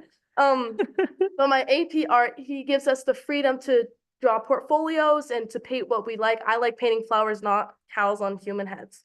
So that's what my portfolio was. So I think having that option of AP art and other, band and choir is just really such an escape from, because I'm taking 4 AP classes. So that's probably my favorite escape. I can just paint and paint a pretty flower. So Yay. Well, you that do your dad in the back? no. Who's that? I'm like, you could tell, I'm like, some dad. I can't tell. I love that you're like enjoying this presentation too. This is awesome. Thank you all for sharing. You are all quite impressive. Thank you. Go ahead, Board Member Jackson. Well, first of all, my soul sister is sitting right here. So, what I would say, like, if you want to go to law school, go to law school. Everybody should go to law school. And if you never practice law, you're still going to get an amazing education. So, I'm thrilled to hear that some of you want to do that. I cannot really add on to what Board Member Tapia Romero said. I mean, she summed it up perfectly, but just a couple of notes that I took down as you guys were talking. What I think one thing that you just said is, I never knew I could do that, right? And I think that's the point of all of this, is you never knew you could do something until you tried, right? Or until the opportunities were there. And to take from your presentation, you knew about those opportunities, right? It's all about intentionality, right? I think that's what came through. And I was rapidly trying to take notes until I noticed that your notes were on the screen. So I will be taking those so that when we do have our presentation in February, we can ask some very good targeted questions of how are we being intentional to present these opportunities, not just to you, but to every student in every single school. And so your future is bright. I'm proud of you. I mean, you guys have worked so hard, and I just love hearing what we want to happen for you is being reflected in the words that you guys are saying to us tonight. And so best of luck to you. I hope that I know that you will meet your goals and you'll have a bright future. And there's a lot of pride tonight. So thank you. All right, so bringing it all, it's like I'll finish up here. What I'd like to tell you is first is thank you for the sacrifice you made during COVID. I think as young people, you don't hear that very often. I think you get a lot of messages about what went wrong, how far behind you might be, and we hear all of that stuff. But I think it's really important for you to hear how grateful I am, and I'm going to speak for myself personally, how grateful I am for your generation and the sacrifice that you had to make during COVID. This was your big life event that you will never forget. And it was life-changing, and your perseverance through that was amazing. And so you need to be applauded for the perseverance that you did have, and you already have demonstrated in so many ways through that pandemic and through what we had to go through. Your courage and your ability to do that actually helped set a path forward for us to get healthy, to get well, so that we could come back to school. And so every time I see a young person who's in high school, that's the first thing I say to you, because as a community member, I am grateful for the sacrifice that you made. That's really important for you to hear. And to not lose sight of the fact that you already have demonstrated tremendous perseverance as a result of that. Your self-efficacy tonight is like, it's overflowing, it's all over the place. And so what I'm going to invite everybody in this room to do with me is to stand up and applause for these young people and their perseverance.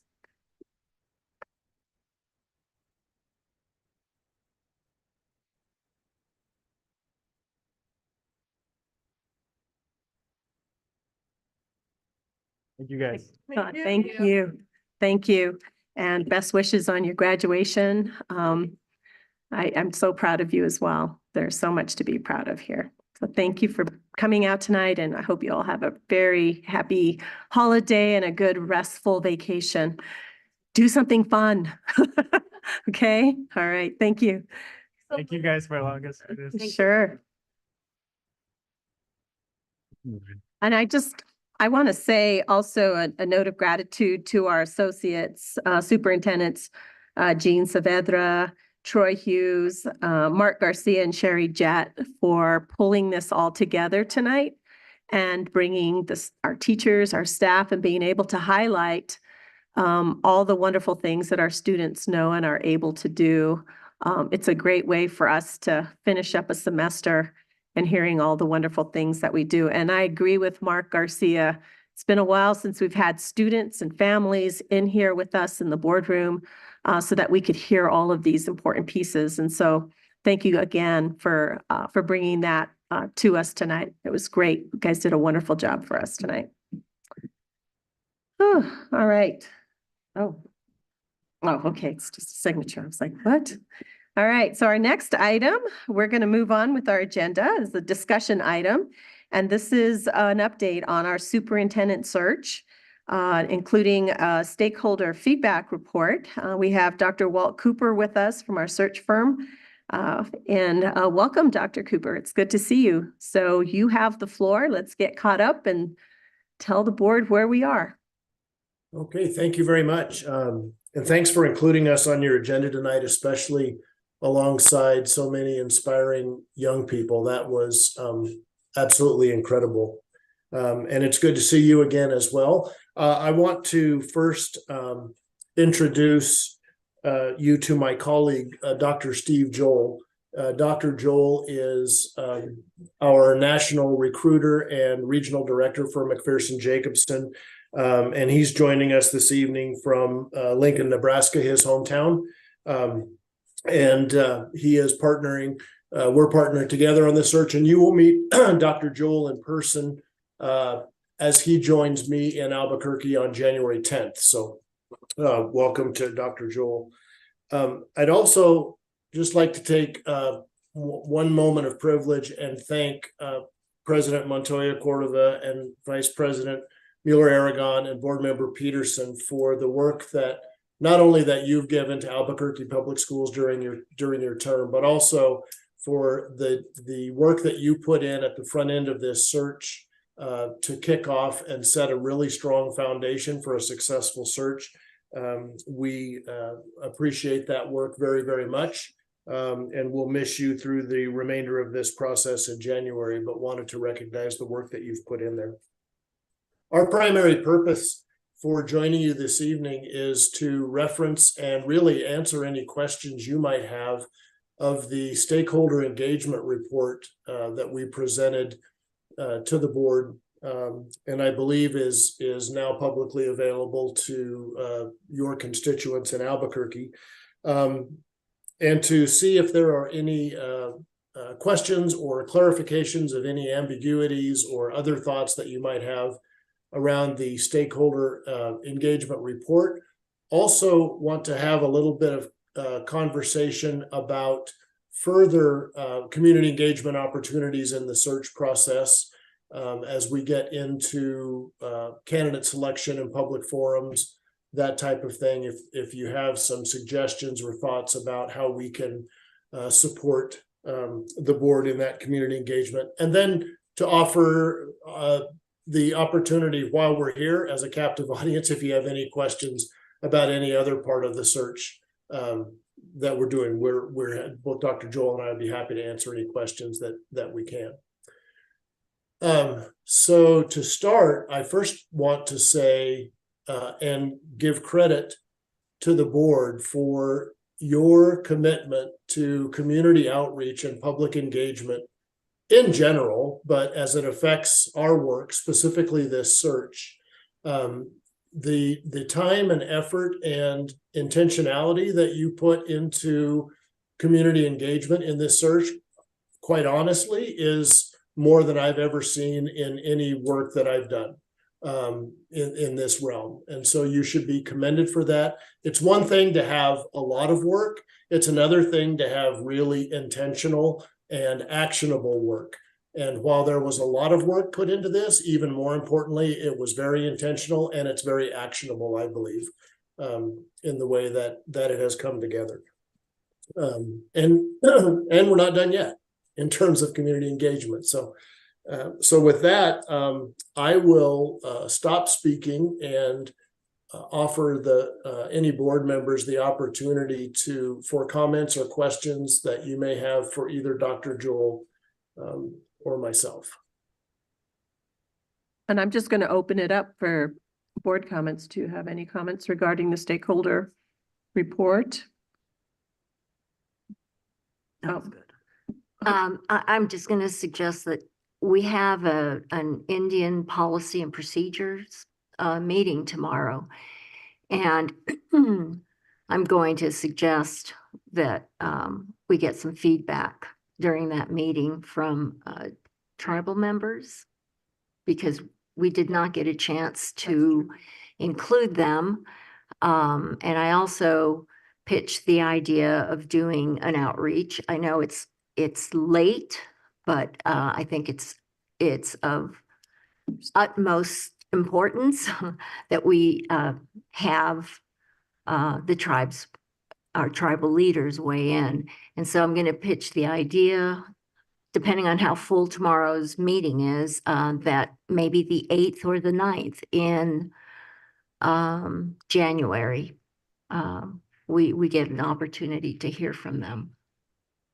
And there's a question mark on my face because I somehow remember us doing this, and I know that Mr. Farson's not here, but there was a meeting with the tribal leaders. I don't think we had, it was right after the summit. No, we had the tribal leaders together, and we did ask for some input at that time. I remember it wasn't I'm looking at superintendent, it wasn't a really well-attended meeting at that particular time. What was that meeting? But we did ask. I mean, we did get some input from them. I don't remember. I don't think we probably included it or shared it as part of this pieces, but I know I have some notes around that, and Mr. Farson took copious notes. because he always keeps minutes from his meetings. So we could go back and look at that. But I think tomorrow with the IPP, we could definitely just remind again and see, but I believe we did. Peggy was there with me, I believe. And superintendent was there. It's excuse me, Madam President, it's the intertribal governmental Okay. meetings that we have regularly. So there was one held after the summit. They were brought in for some very specific reasons. And I do believe you guys took feedback. What you did with it, I don't know, but I do believe there was a conversation at that time. I'd like to see that included in the summary as even Okay. an updated. Well, we could probably go back and gather those notes because there was definitely some meeting minutes that were taken there, but we asked specifically for their feedback on that. But I think tomorrow at the IPP, we could also just do it again, and we could certainly include it as part of the stakeholder report. It won't be that difficult, I don't think. I like the way that you've done it, Dr. Cooper, where you've outlined like each of the groups and some of their thoughts. That was really helpful. Yes. Any other comments? I'm proud of us for our extensive community and intentional outreach. So Yeah, I'm proud to hear that. As you should be. Go ahead, board member. I do have, like, when I look at the zip codes that responses came from, I think as we deliberate as the future board, since I won't be in on the deliberation, but it is a constant concern, and we have good intentions and we work really hard, and yet for all sorts of reasons, and it's just the world, it's the communities that we're part of, they're definitely the responses, the percentage of responses from different zip codes are very predictable. That the highest rates of response are from more affluent areas, and the smallest rate of response is definitely from the most struggling communities, and the communities that tend to be that feel most marginalized, that feel most detached from APS. And so I think it's really important to weigh that as deliberations continue, or else we will have people with the most weight reflecting who's actually a minority of our community, because the majority of our community is in economically struggling neighborhoods, are minorities. We're a majority minority community.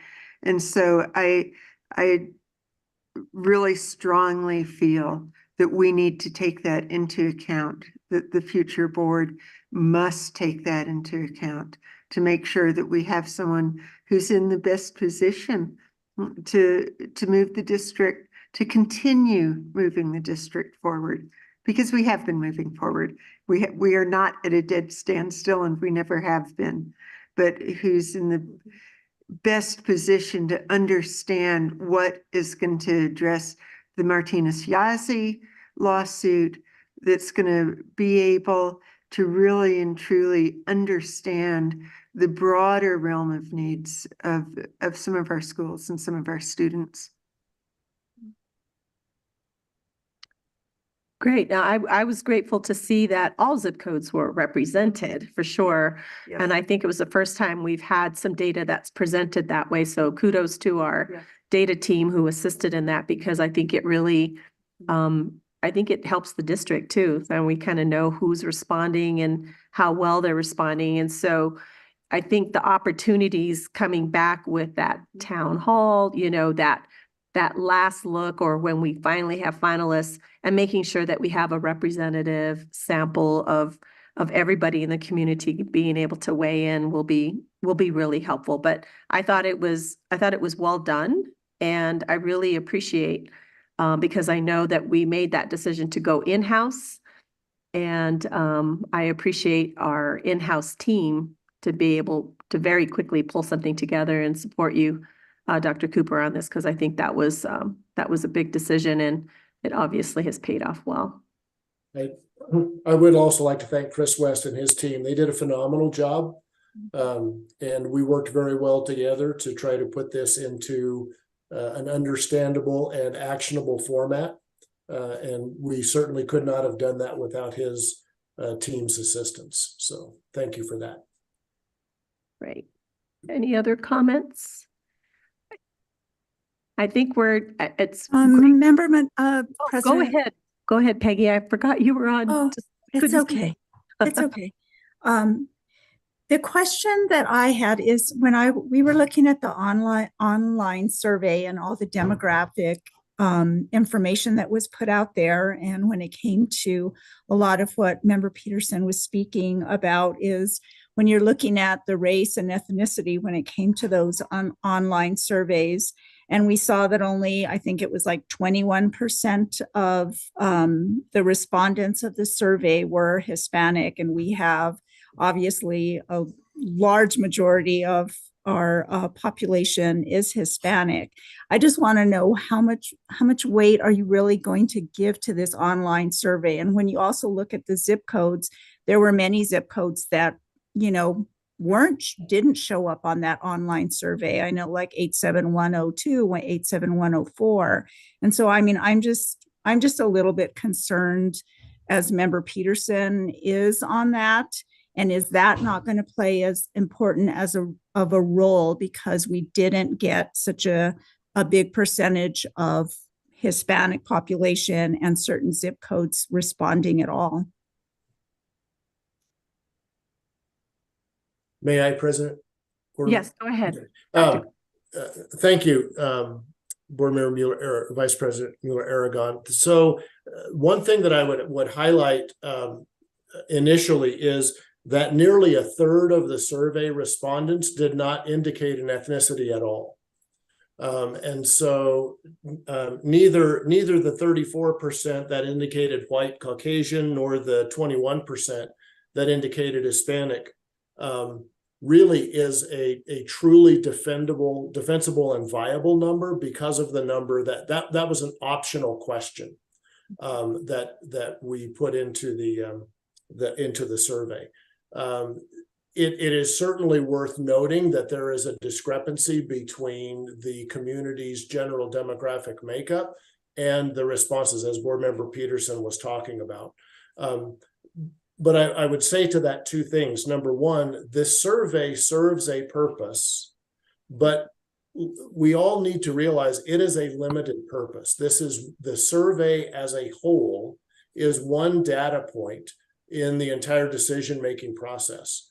And one of the most important pieces of that data point is to act as a litmus test, if you will, as a balance to see for the board members themselves and the board as a whole, are their desired characteristics, are their objectives, are the questions that they are developing to pose to candidates in line with generally what we see in the online stakeholder report and the stakeholder report in general.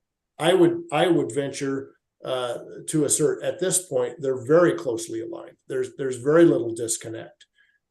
Which is a credit to the board and the work that they did, because that work was done prior to seeing any of the results from these stakeholder groups. The other thing that I would say, and this is really more in response and support of Board Member Peterson's concern, what you see in the online, in the data and the demographics around the online survey is not unique to Albuquerque.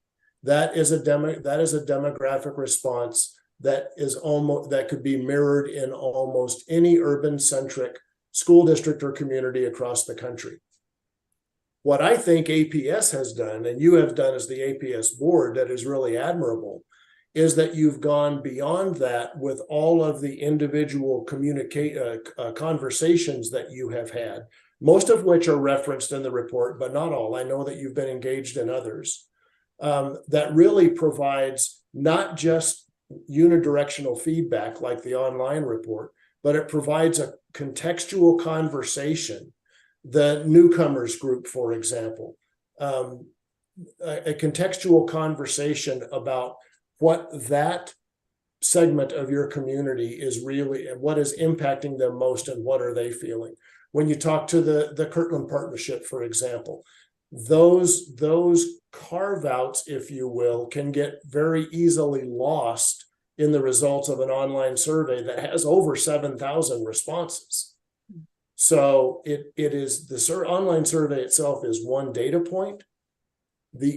In many searches that we do, that is the only substantive stakeholder feedback data point that they have, which is certainly not the case here in Albuquerque, and I think that's really playing to your advantage. So it is not the most important part of this report. I think all three parts of the report, the individual conversations, the online report, and the synthesis of current trends are all equally important to consider, and one should not be weighed more heavily than the other. Thank you, Dr. Cooper. I wholeheartedly agree, because I think when it comes time to start interviewing with candidates, it's going to be looking at those individual stakeholder reports too, right? Sort of taking the whole survey, but those individual group reports where we heard some of the nuances of what was important to them. I think it will help the board members tremendously to sort of keep that in the back of their mind as they're, evaluating candidates and saying, like, how am I hearing this from the context of like the Carpenters Union or from the principals group? So it's just like, and Kirtland, like you said, or the Economic Forum, because each provided real specific thoughts that they had, but it's just a great tool for the board members.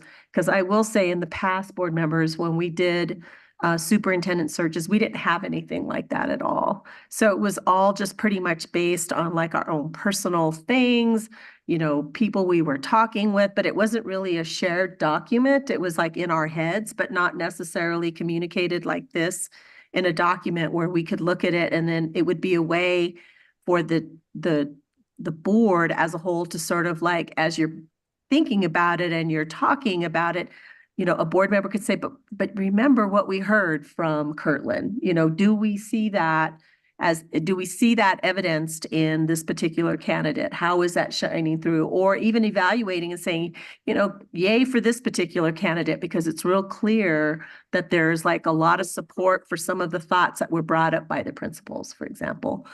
So I think it's a really well done report, Dr. Cooper, and it really just summarized really well everything that we've heard. And I can't say enough how much better this particular search is going to be, because it's giving you guys a better context for all of that. It's just easier to look at all of that all together. So it gives you some really good information and tools to move forward. So thank you, Dr. Cooper. I thought it was well done. I loved how you broke down each of the questions, and then really just honored the notes that were sent up to you by each of the groups that sent those up. And I just want to say thanks to the board members too, who did those outreach sessions, who made that commitment to doing that, taking the notes, going in pairs. I think that was really critical as well, because I think it really honors the SOFG tenet around, when we do outreach, we go out in pairs and we look at that information together, and that we validate it with each other. I saw that happening a lot because I was included in a lot of emails. I was like, here's the notes, and I was like, okay, they're doing their job, they're getting stuff. But I thought that was really well done. And I really appreciate the commitment that the board made to listening to those groups, but also gathering that information and getting it to Dr. Cooper as quickly as possible. I know we had some last minute add-ons, and you were just so gracious enough to like take on some of these pieces for us.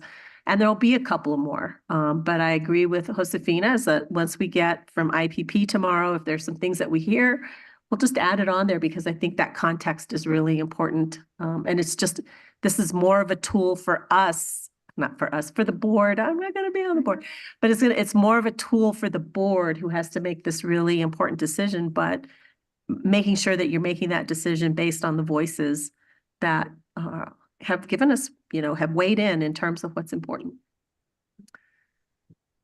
Okay, any other Sure. comments? Board Member Mueller-Aragon, do you have any other comments that you want to make, or you're okay? I know her Zoom sometimes can be really tricky, but we'll get to that. So not hearing any other, go ahead. Did you have something else, Dr. Cooper?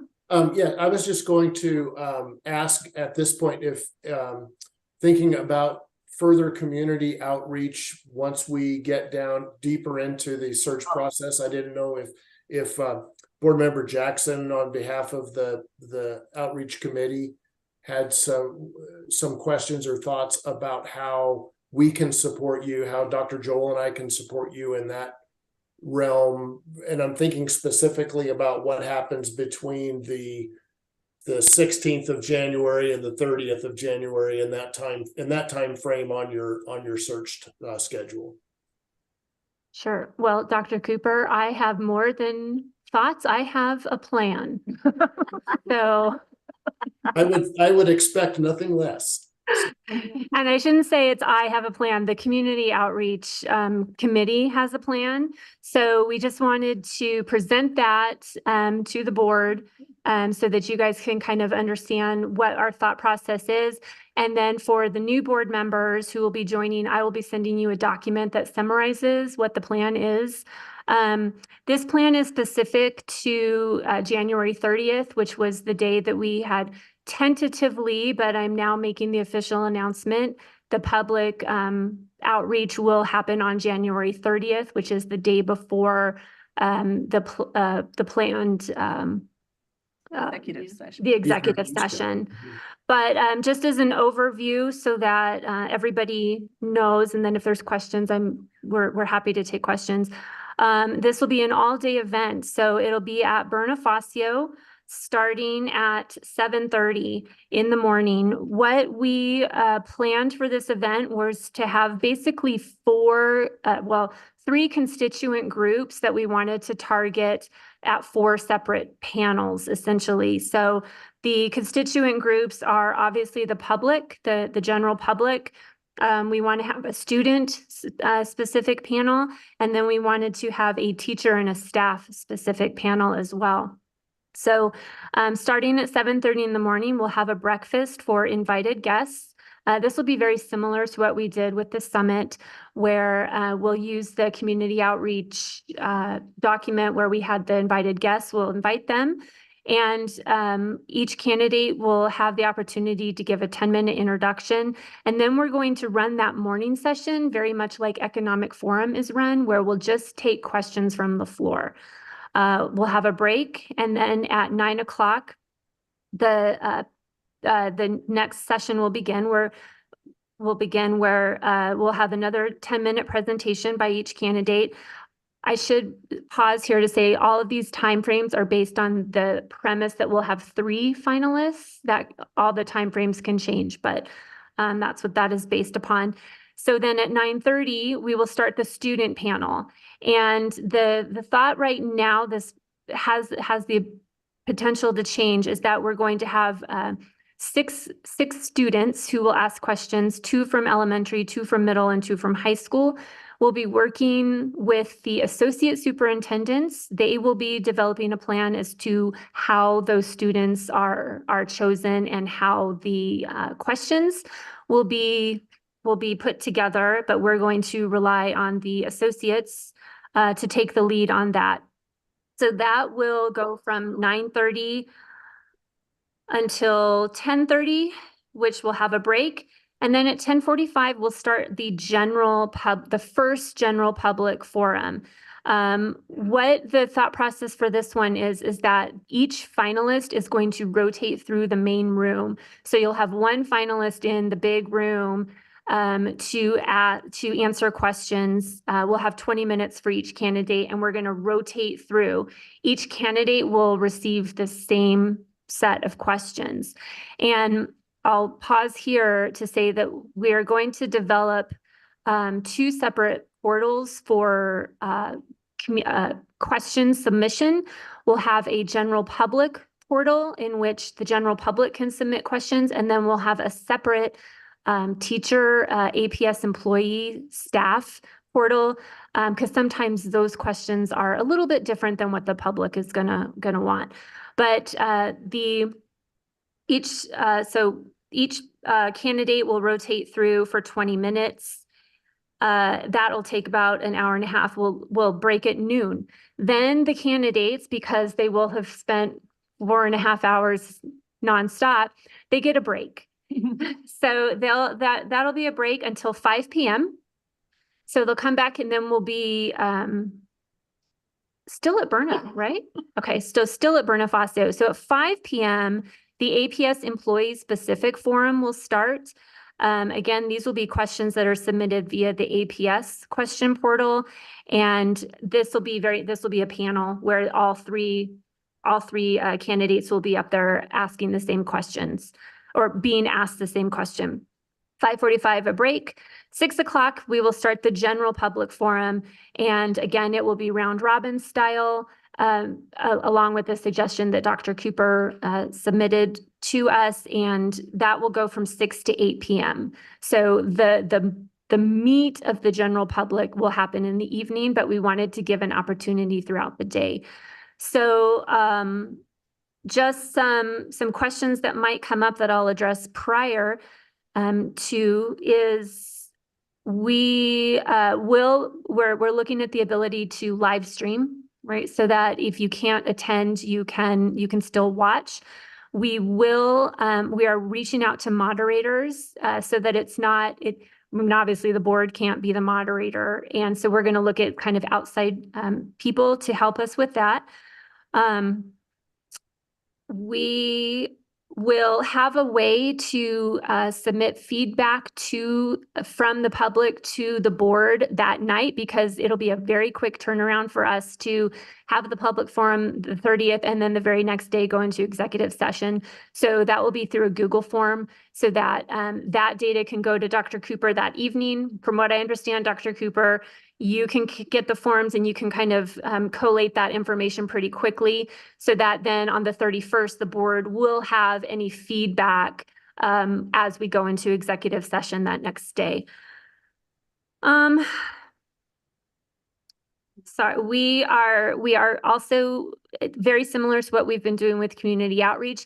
It will be incumbent upon the board members to reach out to the organizations that we have affiliations with and ask for participation. Individual requests, individual invites, but it is going to be incumbent upon the board to make sure that people attend these public forums. Invites, save the dates for the public forum are set to go out this week. And then the actual invitation is going to go out to the public beginning the week of January 5th. And then we'll have an invitation reminder go out every week after that. Board Member Dominguez, did I miss anything? I don't believe so. I think you were pretty exhaustive there. I am exhausted. You're thorough. Yeah. Okay. So any questions from the board? I have a question, but I think I can catch up with you afterwards.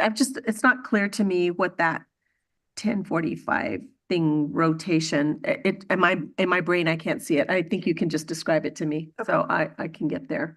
But I just was like, what is that? Rotation rooms? It didn't jive in my head, but I just need to get, it's not that important for me to do this on the dais tonight. And I just want to clarify that, Mr. Cooper, you're going to take responses from feedback from the public. Is that correct? And get those comments back to us. that evening. Is that? They could do comment cards or something? Is that what it is? We're going to use a Google form, and so there'll be a link to a Google form as well as a QR code, so that people can enter their comments into the Google form right then, and then it'll go to Dr. Cooper for collation. Correct, Dr. Cooper?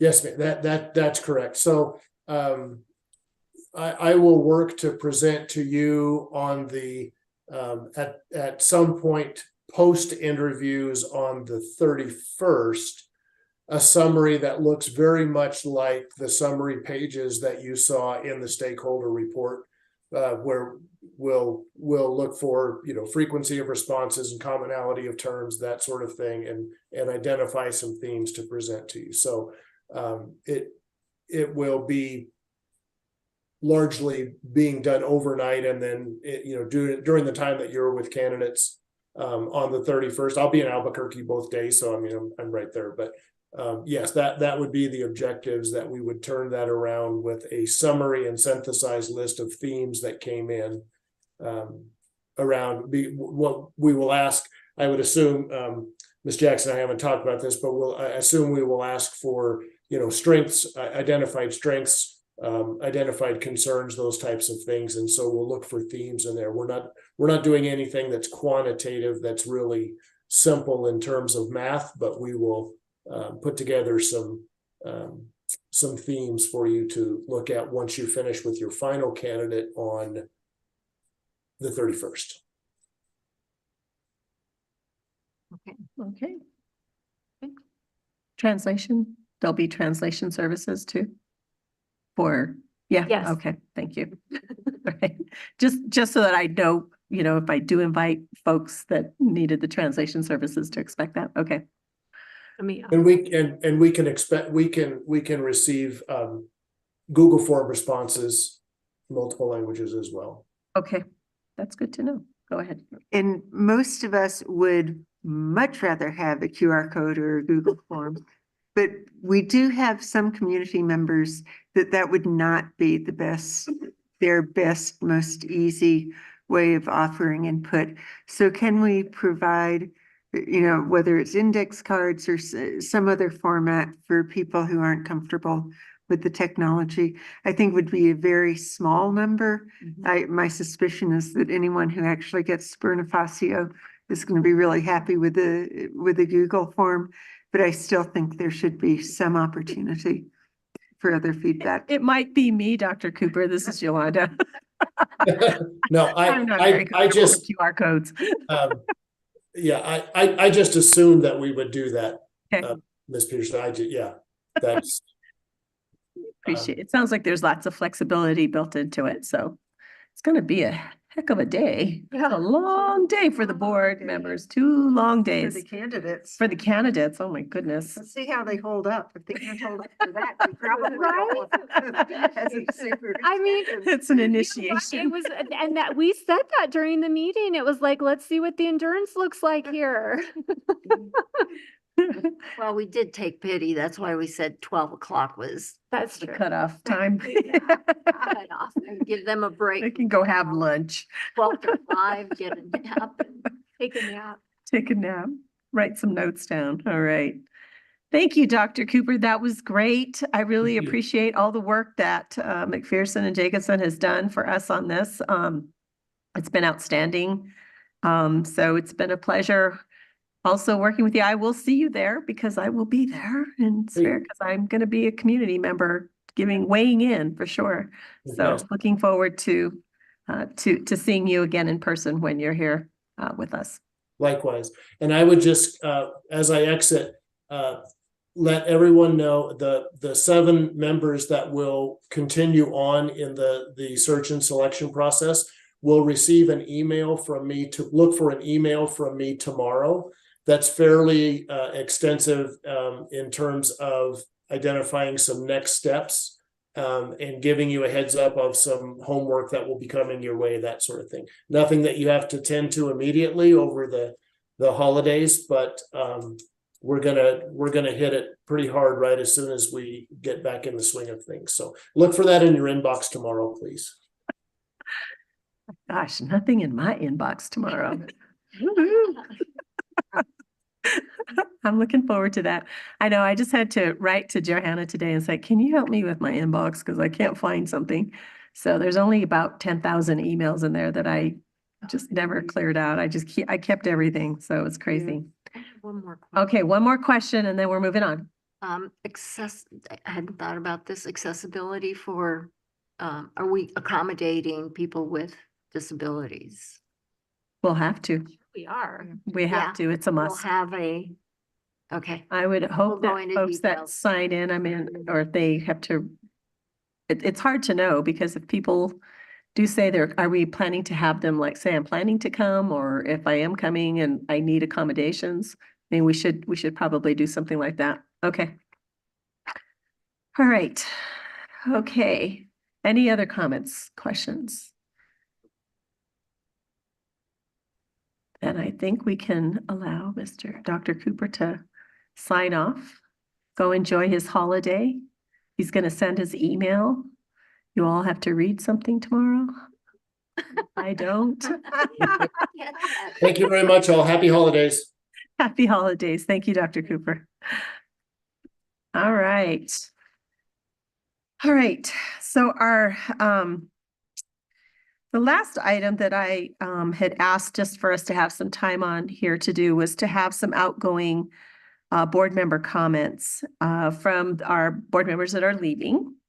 And this was just, again, a little bit of ceremonial piece for us just to have an opportunity to say goodbye to folks that are hanging in there with us, either online or here in the boardroom. And so I'd like to open up first to our board vice president, Peggy Mueller-Aragon with District 2. Peggy, are you still online with us? I'm here. Can you hear me? Yes, we can. Okay. Sorry I wasn't able to be there tonight. I wish I could have been. But those of you who don't know, I was in a pretty serious head-on collision, and so I'm still recuperating from that. So hopefully it'll get better soon. So I will go on and just remembering when I just began my tenure on the board in 2015, I'm going to end it the same way by giving praise and honor to my Lord and Savior Jesus Christ, because it's only with him that all things are possible and why I'm even still here today. Our daughter Amberly was killed in a car accident, as you know, January 18th, 2015, a few weeks before the February 3rd school board election. And obviously I couldn't, nor would I be able to do much with my campaign, but God had a plan for me to serve on this board and continue making things better for our kids. And I was elected and given the ultimate honor to advocate for my APS kiddos for almost 9 years. When I was sworn in, I dedicated my tenure to my daughter, Amberly, who always saw the best in everyone, and I truly mean everyone. I've tried my best to be more like her since her passing, because ultimately when it's my time to leave this earth, I want to see her again and talk to her and hear her amazing stories and give her the biggest hug and kiss and tell her what I did in her name. And I'm certain she'd be very proud of her mom. And I just want to talk to the most important people in my life, my biggest supporters and greatest cheerleaders, my family who never, ever lets me down. My husband, Robert, who was around with me at so many APS events that many people got to know him and see his genuine love and belief and support of me, and know that he too wants what's best for APS. And my 3 daughters, one in heaven, Amberly, and 2 left here, our baby Kylie and our middle daughter, Ashley. And anyone who has children know they are your heart, your sun, your moon, and your stars, and the reason your heart beats and the reason you live. And without them, I really don't know what I would do. So I thank them for being mine. And it never goes without saying that my mom and dad, my dad who passed in 2016, but got to see me sworn in, and my 2 sisters and my son-in-laws are treasured by me and who I count on for so many things. And those of you who know me know I came into this position knowing that children are the most important people in the world, in the school district. And never did I ever waver from always putting kids in their rightful place. Every single one of them is capable of accomplishing and at the highest levels and of doing amazing things, of contributing to our world, and they're deserving of being loved and having the adults believe in their promise, because that with that promise comes the possibility, which leads to the probability of their success. All adults have to do is believe in them, and it'll be amazing what children will do. I came into this position already with many friends, and I'm exiting with more friends that I came in with, and for that, I will be eternally grateful. I served on this board with so many people of character, with those whose political ideologies and leanings were diametrically different than mine, but who wanted what was best for our students. One is Barbara, who, like me, taught at the elementary level. We both knew what was best for kids, and we agreed on most everything dealing with educating them. And we were able, though with differing views, to raise the level of decorum on the board by simply doing what's right by our kiddos. To Yolanda, a fellow Latina from 87105, we show all those children from our neighborhoods that we care for them, and they too can become president of school boards. I was honored to serve beside you as vice president, two Hispanic girls serving side by side. What an honor. I was blessed to see our great student scholars, our gifted athletes, our talented artists share their giftedness with us. You know, you don't have to look very far further than our neighborhood schools to see the greatness of our students. You should all go do it. To so many of you who are staff and have spoken to me in confidence about what you see going on in the district, from mostly wonderful things to seeing fraud, waste and abuse, corruption, or unfair labor practices. I hope you find that person who will finally make the changes and finally make things right, because you all deserve to be heard and not worry about retaliation. This position gave me so many opportunities, and one of the greatest was being connected to the National Association of Latin Elected Officials, an organization that works on behalf of our Latino communities across the US. With APS having a majority Latino student population, I found this was a place where I could really help my community. And I was lucky to be elected twice to the NALEO Board of Directors. And for a little Hispanic girl whose parents and grandparents' first language was Spanish, tells every little girl and every little boy, no matter their race or ethnicity, you can do anything. You can be elected to serve on national boards. You can serve in public office. You can be anything you want. But there's a season for everything under the sun, and my board season has ended. But I truly leave proud of what we've done with changes to how we justify spending, how we deal with salvage, to hiring investment advisors so taxpayers know their money's being taken care of, to supporting school choice through great charters, to student-based budgeting. But most important to me was inserting in our board policy that when we make decisions, that we'll make them in the student's best interest. And APS, like any organization, is only successful, you know, if its clients, the kids, are successful. Put kids first and everything else will fall in its place. I know that the heavenly plans will prosper our APS family and give our kids hope and a wonderful future. And like the great Shel Silverstein said, and I know because it happened to me, anything is possible and anything can be. And again, to my Amberly, I love you, and it was an honor to serve with all of you. Thank you. Thank you, board member Mueller Aragon. Hope you get better soon, speedy recovery. And it's really hard to not have you in the boardroom with us one last time. You're going to be missed. Thank you. Board member Peterson, you have the floor. So it really has been an honor to have this seat. The connections I've made in the community, and you know, I have to give a shout out to my community. With so many struggles, there's absolutely not a square foot anywhere on earth that has more people who are dedicated to the well-being of their community and work day in, day out to really give their children what's needed, even with some pretty insurmountable odds sometimes. But the community, and I think one of the, as bizarre as it sounds, the thing that I'm grateful for, having gone through the pandemic, with as bizarre as this sounds, I think for one thing, seeing the resilience of the students who were in front of us just now, but also seeing how people inside of our schools, people in the community stepped up to do everything possible to make that period of time survivable for families and to come together. And I just cherish so much those connections that I've made with people through that. I have to say, you know, I came to this position as a teacher, and so in schools, we have real opinions about what happens in this building.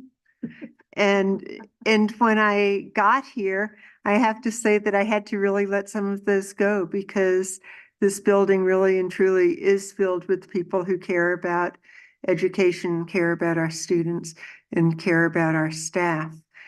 And so I mean that from the bottom of my heart. It's been an honor to get to know all of you. I'll echo Peggy's words. For as disparate as many of our beliefs are, that we did always come together with respect, I think, and with a mutual concern for what happens in the classroom. Hopefully, what I've also been able to bring to the board is what it's like to be in the trenches, what it is like to be in a classroom, that we can talk all we want about caring about kids, but if we don't make it possible for the people who see children day in, day out, every day, if we don't do what makes it possible for them to do their job with children, then all of our promises about for children are thin air. That we have got to look at how do we respect and support our staff. And I think tonight's example of the teachers who are here and the teachers of those high school students, that it's the work of teachers and the community and that broader, and when I say teacher, I mean EAs, I mean custodian, I mean cafeteria workers, that we work together, that those students in front of us wouldn't have been here if the adults in their life hadn't pulled together to make it possible and to make our commitment to making that work. So some of the things that I'm proud of, and I'll try to be brief, but there are a couple of things that I am hugely proud of. One is the expansion of community schools, and that is an ongoing job, but it is the way that I see we have a structural commitment to really and truly altering children's lives. That what a classroom teacher can do is valuable, essential, absolutely critical. But without that embrace of the community, without that entire framework of how do we make schools work better, we won't achieve our goals. And so I just feel like the work of community schools is a really significant launch of a commitment to who are we as a community and what do we need to bring to our students. I am delighted that I think we're only 5 short of art and music in every elementary school every year, that we can talk academics all we want, but if we don't give students the things that nurture their souls, everything else will run out of steam. I mean, listening to these students, and I am delighted that they are working so hard and taking such pride in their progress. But I've been in this business long enough to know that looking at scores on an iStation whether you're in green or yellow or red, that inspiration only lasts so long. And there is a track record. There will be a bubble. They will work and work and work, but there comes a point where the McDonald's and the other treats run out of steam. There's a point at which, and sometimes it's a year, sometimes it's 3 or 4, but there comes a point where all of those ways that we as adults measure them will run out of steam. It's not sustainable if we're not giving them the rich content and thinking and being able to grapple with the world that they have to have. And that's our mission. I mean, I am fine with, and I'm happy that they can celebrate that. I just know we have a responsibility to give them more than that. And that's, I think, the challenge of the board going forward, of how do we look at the goals and guardrails and not go back to the finger pointing kind of, single test score as the measure of all. We've been there. We've done that. That is not new. The science of reading is not new. It's repackaged for some publishers' profit, but it's not new. It's what we've known as good instruction all along. What will make a difference, to hear the Alamosa folks talk about the TOPS model, and I was at a top school today, and a second grade student shared with me his published book that he had done in Genius Hour, because that was what was driving him. And he had a librarian who could take him by the hand and guide him through that process. And that's where the innovation has to be. We have innovative teachers in every single school. We have committed, loving professionals in every single school. And what we have to do, and I think the TOPS model is an example, that came out of the MRI process.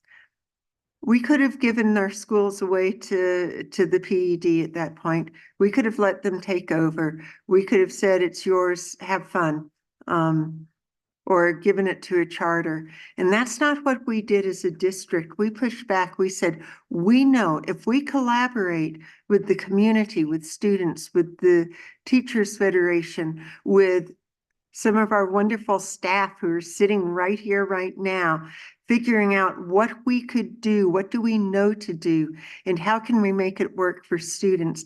And that's the kind of investment that won't run out of steam. That's the kind of investment that will sustain us for our students into the future. And so my final frustration is we're on the verge of losing that funding. That the reason why we never make the progress that we as educators know to do, we know how to teach our children. What we have to do is have the time and the resources to make it work. And so I may be stepping down from the board, but I am in this for the long haul, that we have got to alter the way we do schooling, because these TOPS models, as an example, are about to have the rug pulled out from under them. I've worked with some amazing principals who have left this district because after working and working and working with the extra resources and funding that they got from being a school at risk, we've been through all of the different labels, but they start solidifying their staff. They have a dynamic, collaborative staff that's really grappling with how to make things work, and they lose the funding because either they've topped out, they no longer are in need of improvement, because they've used those resources well and no longer show up as a school qualifying, or simply the grant runs out and it's over. So my long-term commitment, those things that I mentioned that I'm so proud of, I'm not done fighting for them, because that's what's going to make a difference for our students. I have been honored to be a part of this board. I've been truly honored to have been mentored by people like Dr. Dave Piercy and Lorenzo Garcia, Don Duran. There have been my colleague Yolanda Montoya Cordova that I learned from constantly. So I'm not done. I'm honored to have been here. There are some things that I just plead with all of you to really grapple with, hold on to, and fight for this district, because we have amazing strengths. We don't need fixing. We need to be supported in doing what we know works for students. So thank you.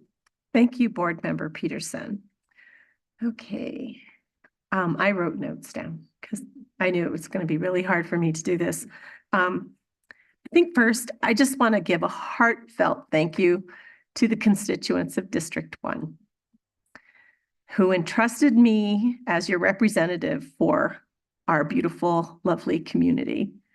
It goes without saying how much I love my South Valley community, the heart of Burque, the community with so much heart, resilience, and soul, a community with beloved traditions and enough faith and belief for the entire state. I'm a fourth generation South Valley girl, and my family has really deep roots there. And I'll always be really grateful for the educational experiences that I had growing up through the schools that I had a chance to be a part of with APS. I also want to say thanks to my previous and current board members I've had the pleasure of working with, along with the superintendents, Scott Elder and Raquel Reedy. Courage is certainly an important quality that I found in all of you, and I really appreciate that. And what I leave with is this.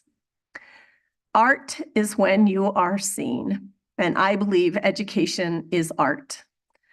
I have been witness to the many forms of art, many forms of the art of education with APS over the last 6 years. Art can be found in the myriad of programs and activities, ranging from traditional art and music to our bilingual SEAL recipients, our athletic, dance, and student clubs. It's found in newly constructed buildings, in our complicated bus routes and schedules, in our playgrounds, our outdoor classrooms, our instructional materials, our professional development, our policymaking, and our budget development. APS has truly developed the art of partnership. It's seen in our community schools, Genius Hour, tutoring programs, our refugee programming, gay-straight alliances, parent-teacher associations, school-based health centers, internships and work-based learning courses, dual credit courses, magnet schools, charter schools, before and after school programs, AVID, JAG, and the list goes on and on. I've witnessed beautiful expressions of traditional art in folklorico dance, mariachi, Native American fashion shows and powwows, show choirs, drum lines, concert and marching bands, live theater, and an all APS art showcase that rivals any art display found in the museums in New Mexico. More importantly, I have found art in our classrooms every day. Principals, teachers, educational assistants, nurses, bus drivers, food service workers, janitors, behavior redirectors, community school coordinators, community volunteers, and so many more who work to make sure that the art of education is delivered in ways most of us learned during the pandemic is not as easy as it appears. And the most special art is found in our students. Their energy, their enthusiasm, their struggle, their triumph, their joy, their sadness, their success, their failure are all used to propel them forward just to be seen. I saw it in the student who organized a vaccination drive at her school, the student with a perfect score on an international test, in our selfless seniors, the student with a disability landing their first job, the kindergartners running their first race, the student who lost their bid for class president, the English language learners earning a bilingual seal, the male student courageous enough to join the dance team, and the female student courageous enough to wrestle. The homeless student fearless enough to seek assistance, and the LGBTQ student strong enough to be seen. And to the students, thank you for the opportunity to be in your presence and to be in your service. Thank you for your sacrifices through the pandemic. Your courage made me stronger. I've loved bearing witness to your art in all its forms, and may your art always be seen, may your art always be heard, and may your art be appreciated. And with that, I just want to say thank you to everyone. It's been a pleasure. It's been an honor to be here. I'm not done either. I'm not going anywhere. I'm so committed to this state and to our community. So I will continue to fight on behalf of all of our students, but more importantly, on behalf of APS. This is a great place. This is a great place. And never forget, you're a great place. Thank you. So the next Board of Education meeting will be January 3rd, 2024 at 5 p.m. The special Board of Education meeting will be January 24th, 2024 at 5:15 p.m. or immediately following the Finance Committee meeting. Meetings will be held at the Allison Bruce King Educational Complex, 6400 Uptown Boulevard Northeast, and live streamed at aps.edu. And with that, we are adjourned. Thank you, ladies and gentlemen.